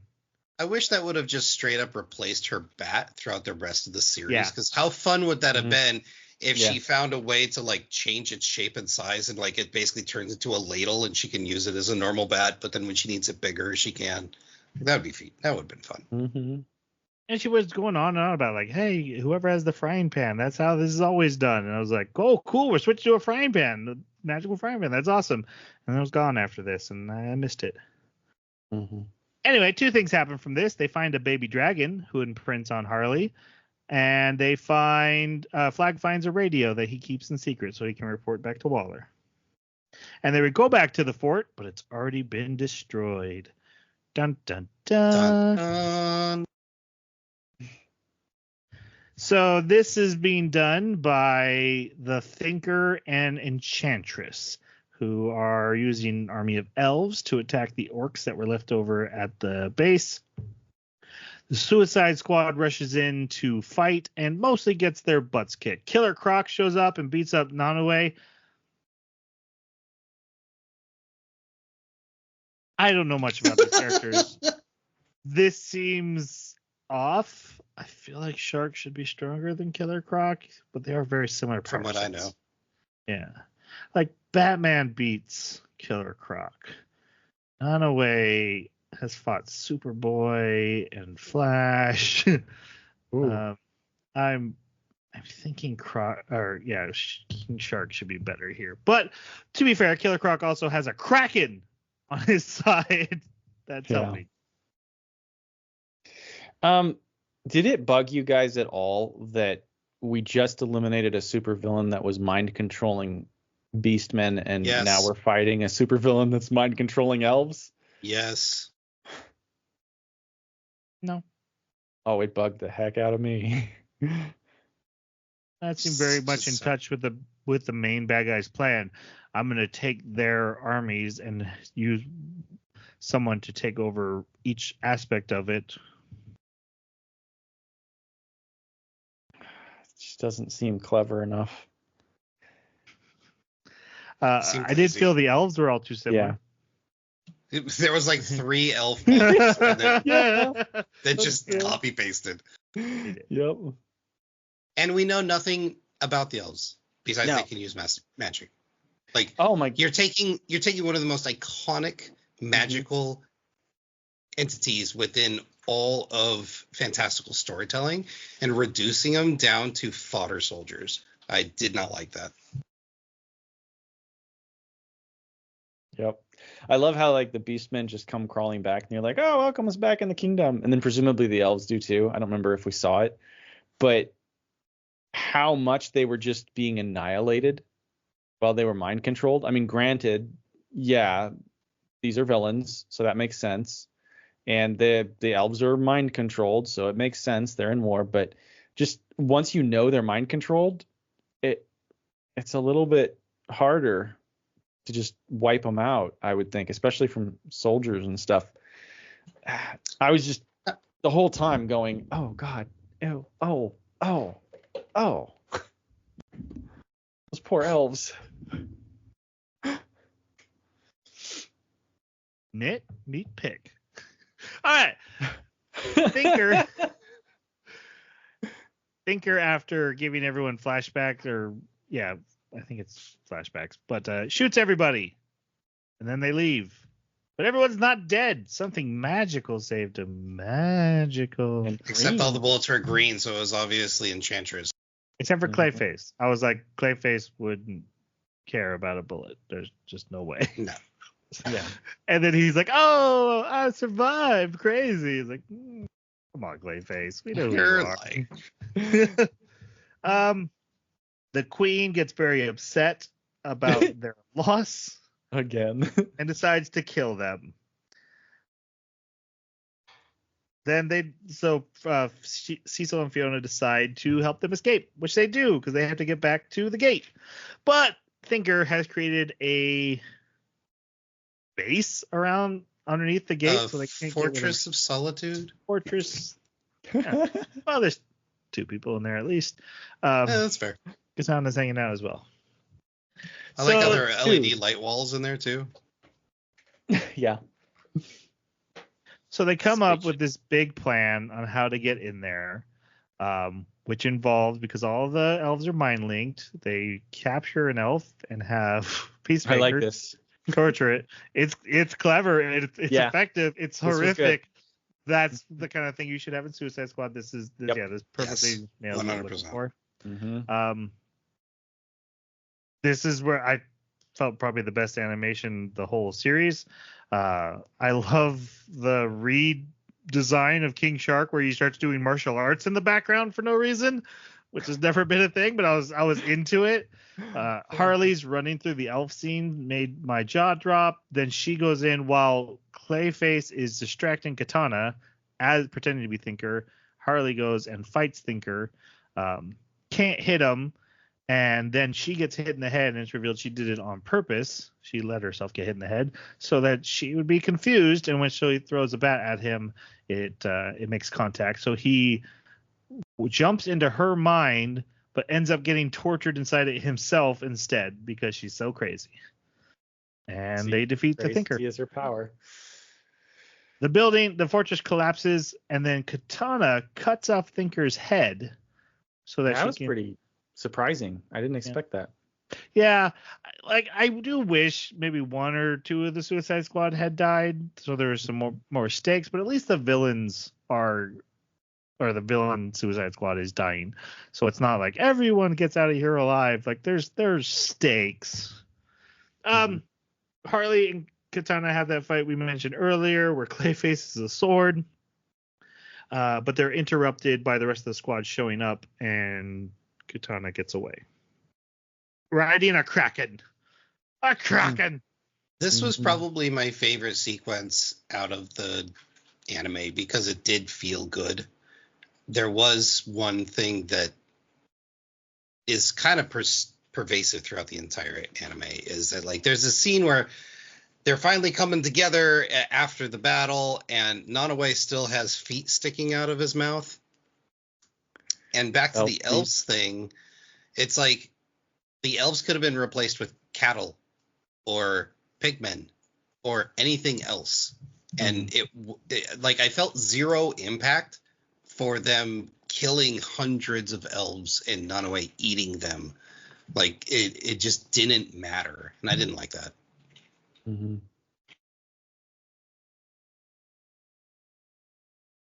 Just because they're elves?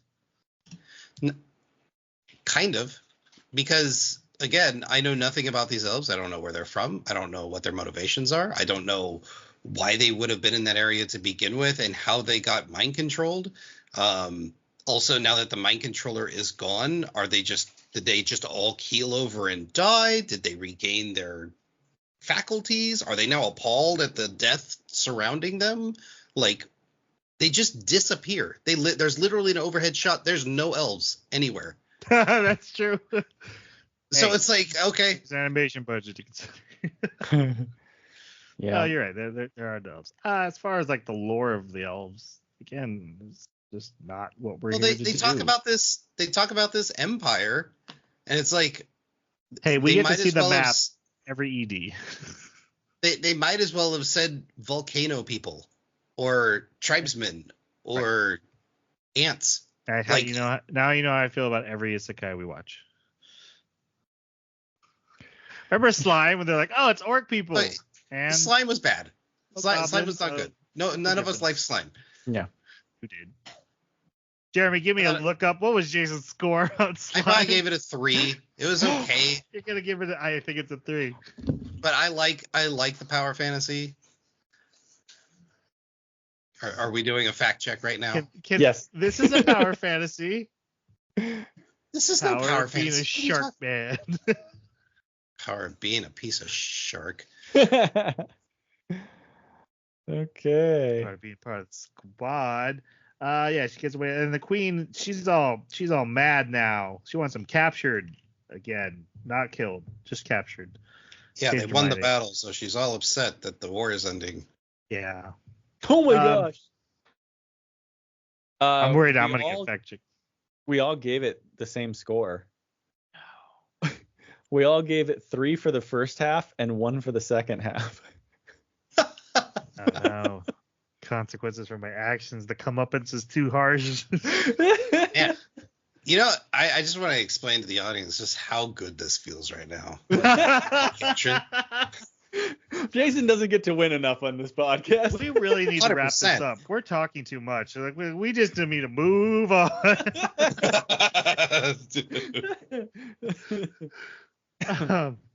They go back to the castle because, you know, what are they going to do? As you do.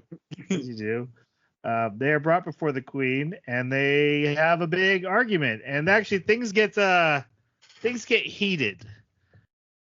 One of the advisors comes down and like is yelling at them, accusing them, slaps Harley Quinn in the face. King Shark eats him. And of And you course, know the what? queen intended this. Yeah, this was Yeah, all. it was completely set up. So Cecil tries to use his magic sword again. This had happened before. King Shark eats it, and then they stop Cecil from calling it back out. King Shark had healed from that because of the magic healing, but yeah, this is a thing that has happened before. Inconsequential.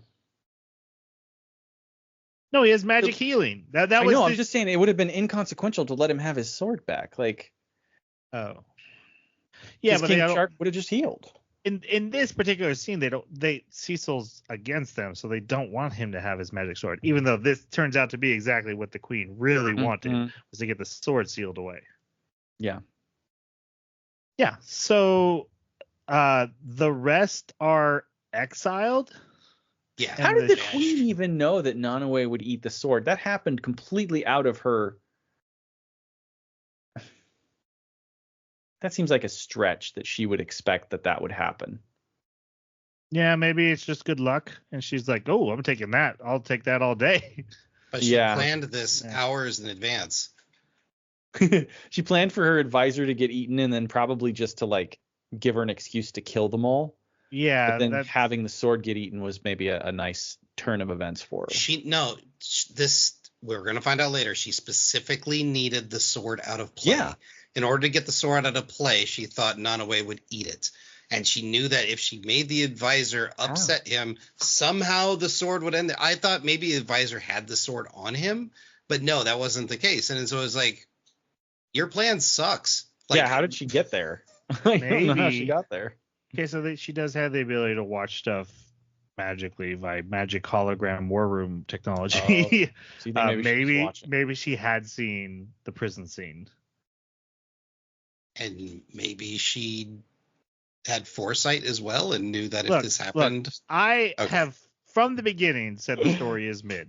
I will defend the characters all day and enjoy them doing Suicide Squad stuff. Everything about the kingdom, even the word forgettable, is fair. He's like, forget about it. I'm just here really for Clayface and doing. And that's the problem. That's the problem for me, is that if the characters don't care where they are, I don't care that they're there. Mhm. Again, I come back to the fact I love the fact that they don't care that they're in a fantasy world. That because of where they come from, it's almost the exact same thing. Oh, magic! Yeah, we have that. We have Shazam. We have Enchantress. We have. But Black not every Adam. there's a lot more people that have access to magic here than in the real world. Yes, but it's not like, oh my god, magic, what is that? Or oh my god, what is a dragon? They're like, yeah, we got aliens and stuff, and it happens. All right. Yeah, they're sent away, and King Shark is to be executed. They go to a bar. Oh, this is the great bar scene. Okay, so this minstrel shows up, and they don't show his face. Like his eyes are hidden, and I'm like, oh, is this like Joker?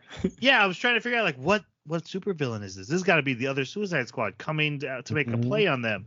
Nope, just a minstrel. They decided not to draw the eyes on and keep mysterious looking. Okay, didn't matter. he generates a big argument about whether he should be playing music, which is singing the song about the heroes of the Suicide Squad, which some are offended and some like. Peacemaker gets up. He's not wearing pants. They all wake up in the morning hungover and not dead and decide to go back to the gate.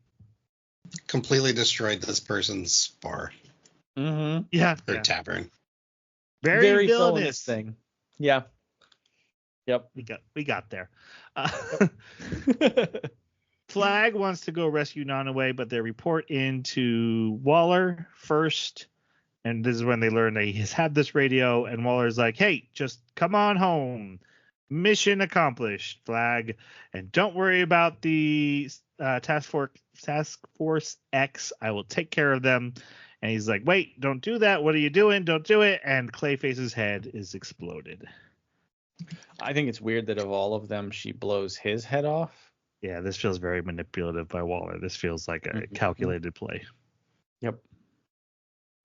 I don't see how Amanda Waller, in any version I've ever seen of her, doesn't know that Clayface could survive this.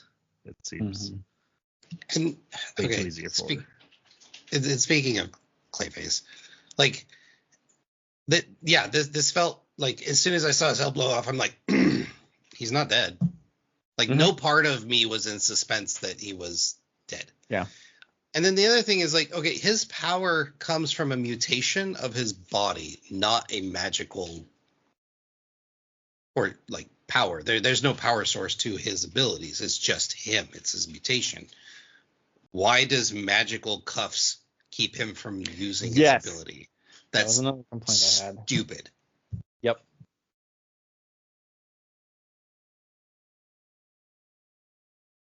It's fine. Anyways, They didn't say. Did they say they're magic suppressing cuffs or just power suppressing cuffs? How would they know? Didn't specify. Like I don't know. why would it suppress a foreign power? Like, I don't know. It's just. Because I found they it have very Beastman convenient. and Shapeshifter. That's like putting the. That's like putting the cuffs on, I know it's a different franchise, but putting the cuffs on Wolverine and then stabbing him in the heart and he dies. It's like. Mm-hmm. I mean that's literally in the movie Deadpool.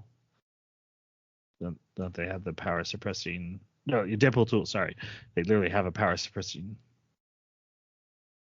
Yeah, but I'd expect that in a But world this where is they're dealing a with magical that power. world. Yeah. Yeah. Okay. Maybe it should. I mean, it's magic. It's just it works. Yeah, That's how magic works. It's It just works. magic. Yeah, I hate that. From on the horizon while they were begging for their lives. Well, okay, so Flag's begging for their lives and Harley's trying to give Waller the finger through the radio. They see the city is burning, and they're like, "Hey, we can complete the mission. We can get the humans back on our side." And so Waller's like, "All right, you got 24 hours, 12 hours, 24 hours." 24. Clayface comes back to life. He's not dead. And then we jump over to 12 hours ago on how the city ended up on fire, which is Princess walked in on her mom looking in a mirror, and in the mirror showed the reality is that she's actually the undead king. UK. I hated this so much. Okay, Jason. We're trying to get to the ending.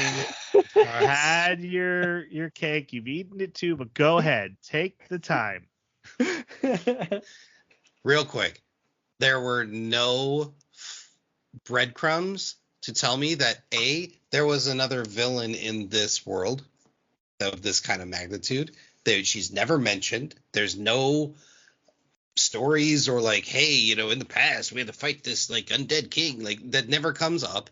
And then all of a sudden I was hype for Queen fights war so long that war's all she knows, and now she's upset that it's coming to an end and she wants to continue the war. That was an interesting story. And then all of a sudden it's like, no, it's really this bad guy that came out of nowhere that we know nothing about, and all of a sudden she's going to raise the dead. It's okay. Mm-hmm.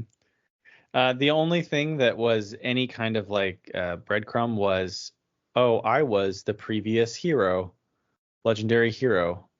But that was it. And that was very much in passing. Didn't know what he was a hero for, who he defeated, anything like that. I'm very much in your boat.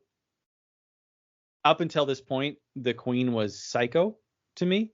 I wanted her to be psycho. Yeah, it would have been interesting. At least she would have had, like, I thought maybe there was some resource or something that she was somehow benefiting from by having the war go on, but nobody could know about it. And she was somehow playing both sides against each other or something. But having it become this other entity was just like, oh, okay. So this whole time I didn't know what was going on at all. I was going, okay, please have it to where Harley inspires her to overthrow her mom. Right. And like either put her in jail or just straight up push her off the castle. Like something villainous. And like be the new queen. Like, I'm going to usurp you because you're an evil wench that's keeping the war going on. Perpetuating the war. But no, her mom's gone. Her mom's dead. It's evil incarnate. Happened to be there the whole time. And it seems like she's been there since she was a little girl. I get the impression that all of her flashbacks were this monster, not her real flashbacks, and the mom was like the worst all the time. Mm-hmm.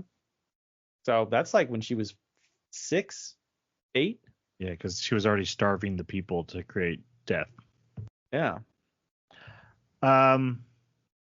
Jason is 100% right here. Again, the story is not anything. It really isn't. It is very much like, okay, I'll give you the story is and this happened and this happened. You're right.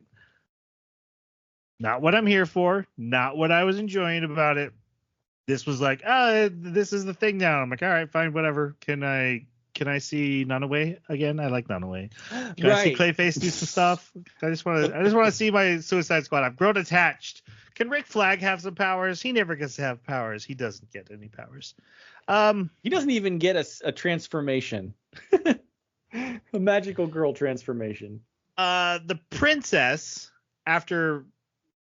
so she has to fight one of the advisors who has Thinker's cap now, so he's controlling all the soldiers, but she manages to beat him up after being inspired by Harley, and then puts on Harley Quinn makeup. Then they go outside, and she, via magic hologram, tells the people, I know there's a giant undead king in the sky attacking us, but we're gonna be okay. And then this part's weird. There's like a fountain in the castle that connects to the ocean that the Kraken is like shooting water through the fountain and flooding the flying castle somehow. No, it's That's even not how worse water than works. that. Yeah, it's even worse than that. It's literally a big circular pool under the castle, and water starts spinning in a vortex, which would cause it to go out, but it goes straight up and into the castle instead of spreading out. It's so bad. I'm fine with the whole, like, it goes straight up, like, reverse. Magic attack. Magic attack.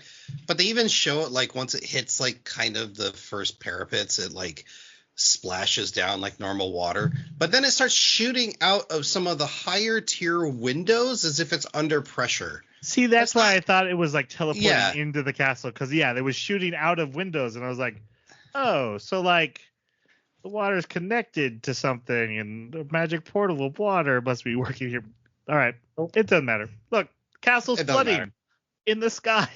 See, and that's the thing. I think that's what was happening a lot as they were writing this, is they're like, that doesn't matter. That doesn't matter. And that's coming across. Yeah, but the problem is I'm agreeing with them. But yeah, but that's wrong. Like, if that's your take when you're writing something, is like, that doesn't matter. That doesn't matter. You're going to get a story full of things that don't matter. And who wants to see that? You know, it's not on us to tell you what to like, right? Like, if you like what was portrayed in some of this, I think you should fully do that. However, if you want large appeal and you want to appeal to your audience, this is not the way to do it. General appeal of good storytelling.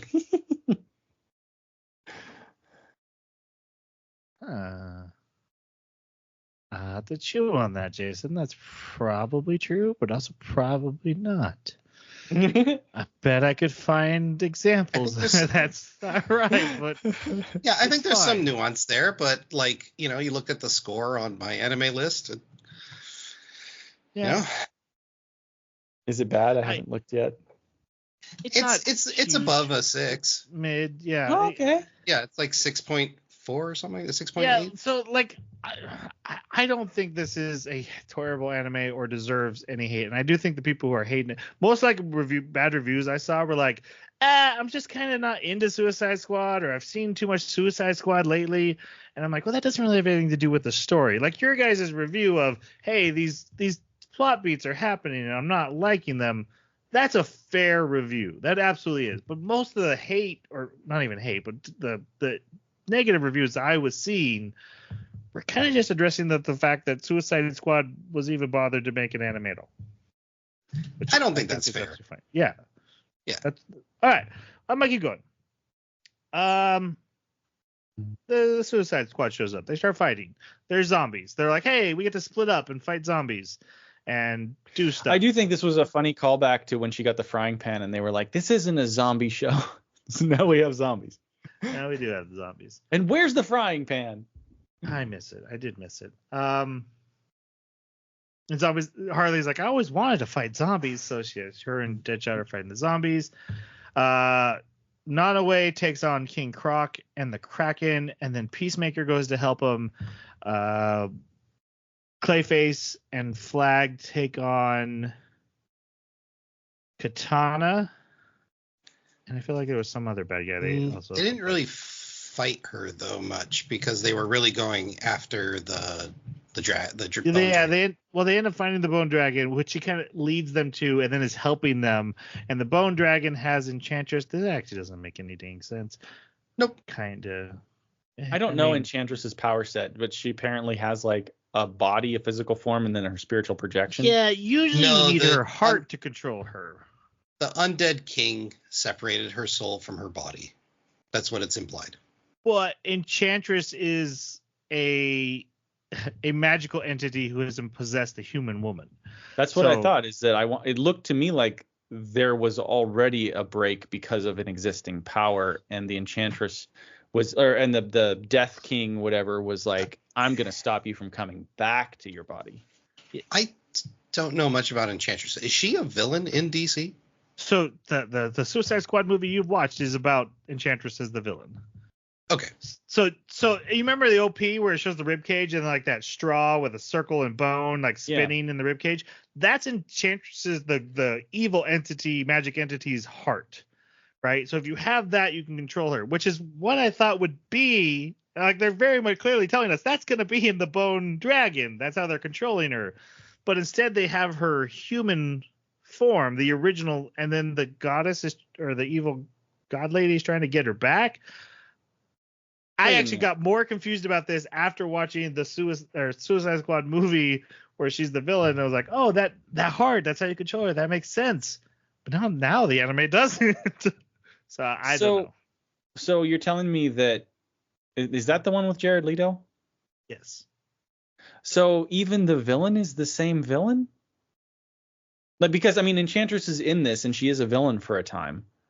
Right. She's the main villain of that movie.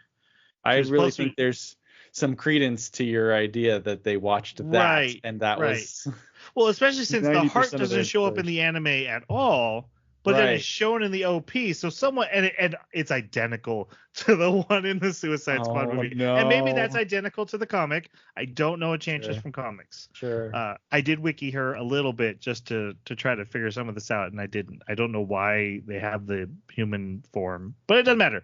They have the human form, and there's this very funny scene of them trying to bring it over to Harley, where they're dragging her on the ground, and she thinks they're beating her up.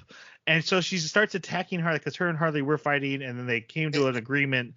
And then she thinks her body's being attacked, so she starts attacking Harley again. But it's just them running from the Bone Dragon, like slamming her into trees. I get the hijinks and the slapstick that they're trying to do. However, when have you ever not seen a large strapping man like Flag just pick the body up and fling it over his shoulder and run? Yeah, like, that is in every single piece of media I've seen where someone's got an unconscious female. It's just that's what I have. Didn't seem very strapping. He seemed pretty strapping or not, sure, but he still could have. He's a soldier. He should probably be able to do a soldier carry, right? Well, and it was him and Clayface, right? And Clayface can be whatever Clayface needs to be. So let's not talk about that part. he could have carried her on a wave of clay that was like a couch. He could have been that giant dragon form he's been like 3 times in this anime. Yep. But this was funny. It was funny. It was funnier. It's dumb. Yes. But speaking of giant dragons, though, I also hated that the baby dragon suddenly was an adult dragon. Baby dragon was an adult dragon. Was dumb. Yep. Meh. Meh. He was a baby dragon for like several days for like many scenes. Maybe he molted. And then all of a sudden he's as big as his mother was when she died. He looked a little small. And see, this is the thing. Like each individual complaint that we're talking about, they're not that big a deal on their own, right? Like it's like it's whatever, right? Like, oh, baby's up big now. You know, we need him for the story for the final battle. Fine. It's this collection of these issues that make a line on a graph of just down and down and down. It's more and more instances of where it feels like the writer just doesn't care. Mm-hmm. I think the writer was having fun, but you can call it what you want. Dragon shows up and it was helping with Enchantress. Peacemaker manages to defeat the Kraken by shoving his arms in his gills. And then Croc is like, don't hurt my buddy. And then he's like, well, then don't hurt Killer Shark. He's like, no, I'm still going to hurt him. And the Kraken takes that personally and eats Killer Croc. Yeah. That is my interpretation of that scene. That's all I got. There was America F yeah. There was one step in the middle there where it wasn't that he was mad that he was going to continue fighting King Shark. It was mad because Peacemaker said something about you're going to leave your bro. You're going to let your bro get hurt like that or whatever. And he said something about like, well, if he's not strong enough to take care of himself or something like he said something that was basically insulting. And was that in the English dub? Do you remember that, Jason? It was implied in the English, but yeah, it also could have been taken like, and this is only because I'm odd, I guess. He's got his arm in the gill and like he makes a crunch sound, right? Yeah. It almost felt like he was trying to do something like either like, you know how you would like pet a dog and now it's on your side kind of thing. It almost felt like he was like trying to get the thing on its side. Well, maybe there was some sort of like parasite in his gill that he like ripped out for him, or like he did some sort of like maneuver that was like a chiropractic thing. I don't know. Peacemaker's other job. Animal veterinarian. Yeah. Yep. And Deadshot is saved from zombies by Cecil, who's now using Deadshot's guns he left behind. And then they go into a bar where Cecil gets hurt and gives his magic hero armor to Deadshot, who just puts on the gauntlets and gets the first of many magical girl transformations we get in this anime as he becomes anime Deadshot with magic. Mm-hmm. And then he takes the rest of the armor over to the other members of the Suicide Squad. They all put them on and get huge power boost. I don't know where Harley's hyenas magically spawned from. It's weird. The armor created life. They're technically part of her power set. The two dogs. Yeah, they don't really exist. They're projections. No, so if you look in the wiki, like that, like in the animated series, that those were her. Yeah, she has pet hyenas. That is part of Harley's thing. But the armor did definitely magically create life. Yep. Okay. Yeah. They're just magical constructs that look like dogs. I still like Peacemaker's the best. It's just magic. Rick Flag doesn't get a piece of armor though. I was bummed. Yeah. Oh, yeah. Then they but take Shark on gets a chest piece that's obviously far too small for him. Yeah. They take on the zombie army and they're kick butt, but then Undead King just revives them all. So Enchantress, who's now got her body back, she takes them all on so they can go fight Undead King, which is just Princess Fiona and Harley switching places so that she can do sword summon out of King Shark's stomach. So the sword wasn't taken care of at all. It was still very much available to everyone who could call it. And she cuts Undead King's head off. So she pretends like she's Harley. She gets captured. She's like, oh no, actually I'm not Harley. I'm the princess. Summon sword. Sword flies up and cuts off head. And that's how the Suicide Squad wins. And this is what sealed the I hate Deadshot's power set thing comes into play. Because you've got all these magic missiles coming through the air. And he can hit like 7 of them all at a time. But earlier when he's shooting at her, he's missing. Mm-hmm. He can't hit a large target flying in the air, but thin magic missiles flying through the air at top speed, he can shoot them out of the sky. Okay. The princess becomes the leader of the kingdom. The Suicide Squad is welcomed with open arms. Amanda Waller's mission is going well and is allowed to continue. But the true mission, we find out, is we have to capture the Joker because she sent the Joker on a mission.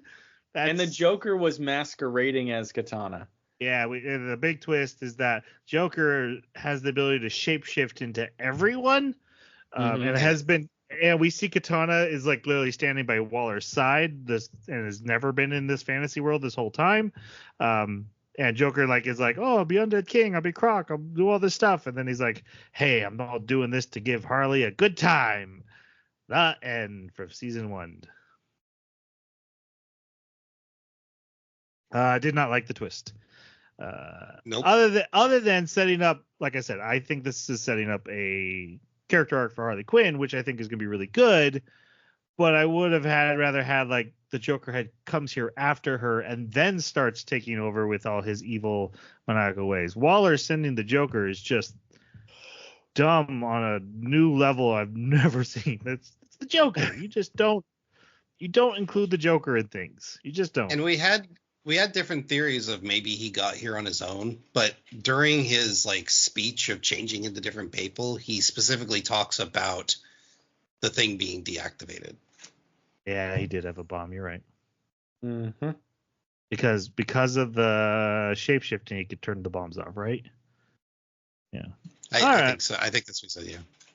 All right. Well, that's the end of Suicide Squad Isekai. Better for some than for others, sure. But let's go to our final reviews. Yeah, I've had a lot of complaints. I don't think I'm going to go through them all, but it was just super mid. The story felt like it didn't care about itself, and it made me not care about the anime. It had some good animation. It had really good voice acting. I thought the voice actors did a great job. I watched the dub. Yeah, but it's just I did not have a good time. I was boring, and it was just and this happened and this happened kind of story. I'm giving it a 2. Yeah, I'm in the same boat. I'm giving it a 2 as well. It was extremely formulaic. If you like Suicide Squad, I still think it's probably going to be a hit or a miss because you may not like the way that the characters were presented. Maybe it's not the version of them that you necessarily like. I thought the art was hit and miss. There were some really good scenes, but there were also some really bad scenes, and the art kept changing.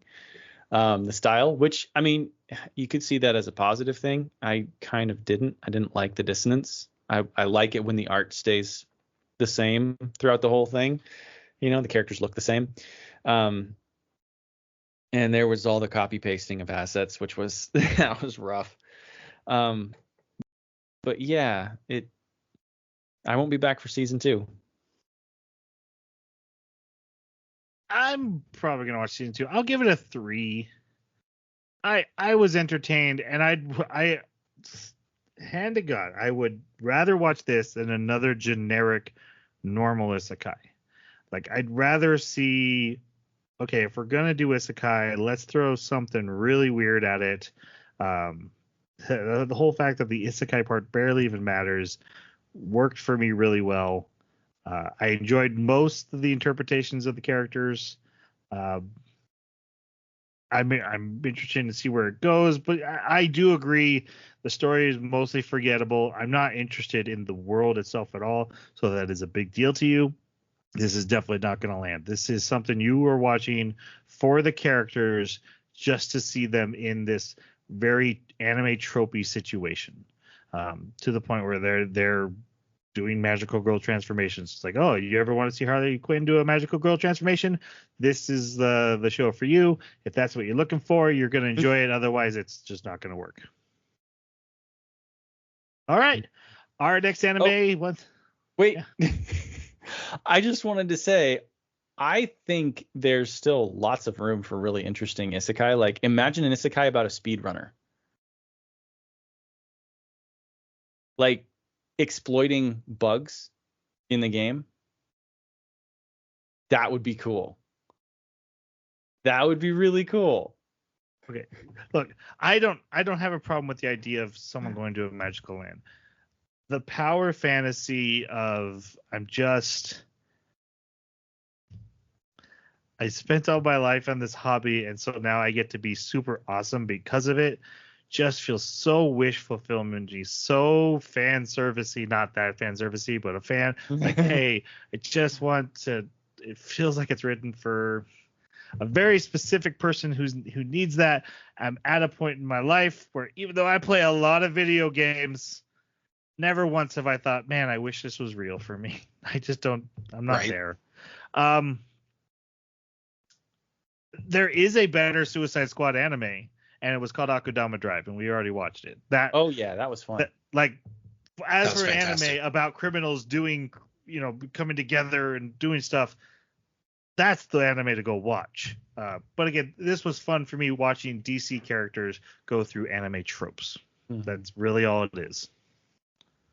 I guess all I'm saying is I want an isekai about a speedrunner. How do you feel about a Kansas farm girl who it has to fight witches? Is that Buffy? No, Wizard of Oz. Oh, okay. She doesn't fight them. There's no fighting. You throw water at someone and they die. You just fought them, sir. Hey, she took one out with a house. She takes one out with a bucket of water. It's all battle. Is that coming to anime?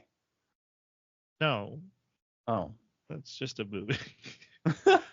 Star Judy Garland. Well, I want to see anime version.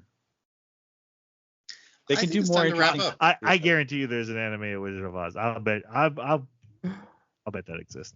It doesn't matter. We need to wrap up. Next anime, Nier Automata Core 2, the second half, however many episodes that are. We are watching that. And then we're going to talk about it. Yeah, fine, whatever.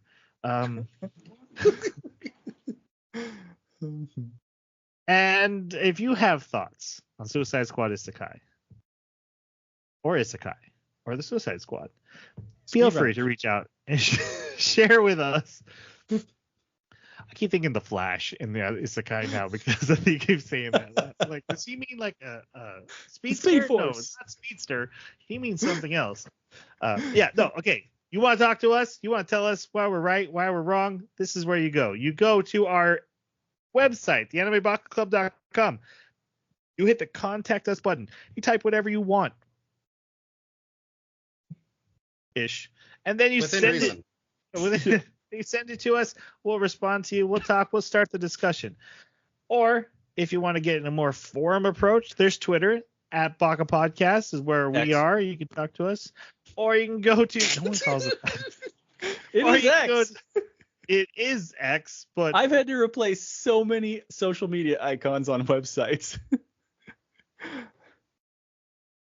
We're never getting through this. To support bad marketing. YouTube. If this is a YouTube video, if you want to see our faces, be disappointed in each other at every take, Yeah. that's where you go, Yeah. and you can leave a comment on there and also start a bit of a discussion. So lots of ways to talk to us, lots of ways to talk to each other. This is obviously a very divisive anime for many people. We'd love to get some hot takes from you as well. With Seems that, like the majority of people liked it more than we did. 6.55 on my anime list. people are mid. Let's say goodbye. Thanks for listening. See you next time.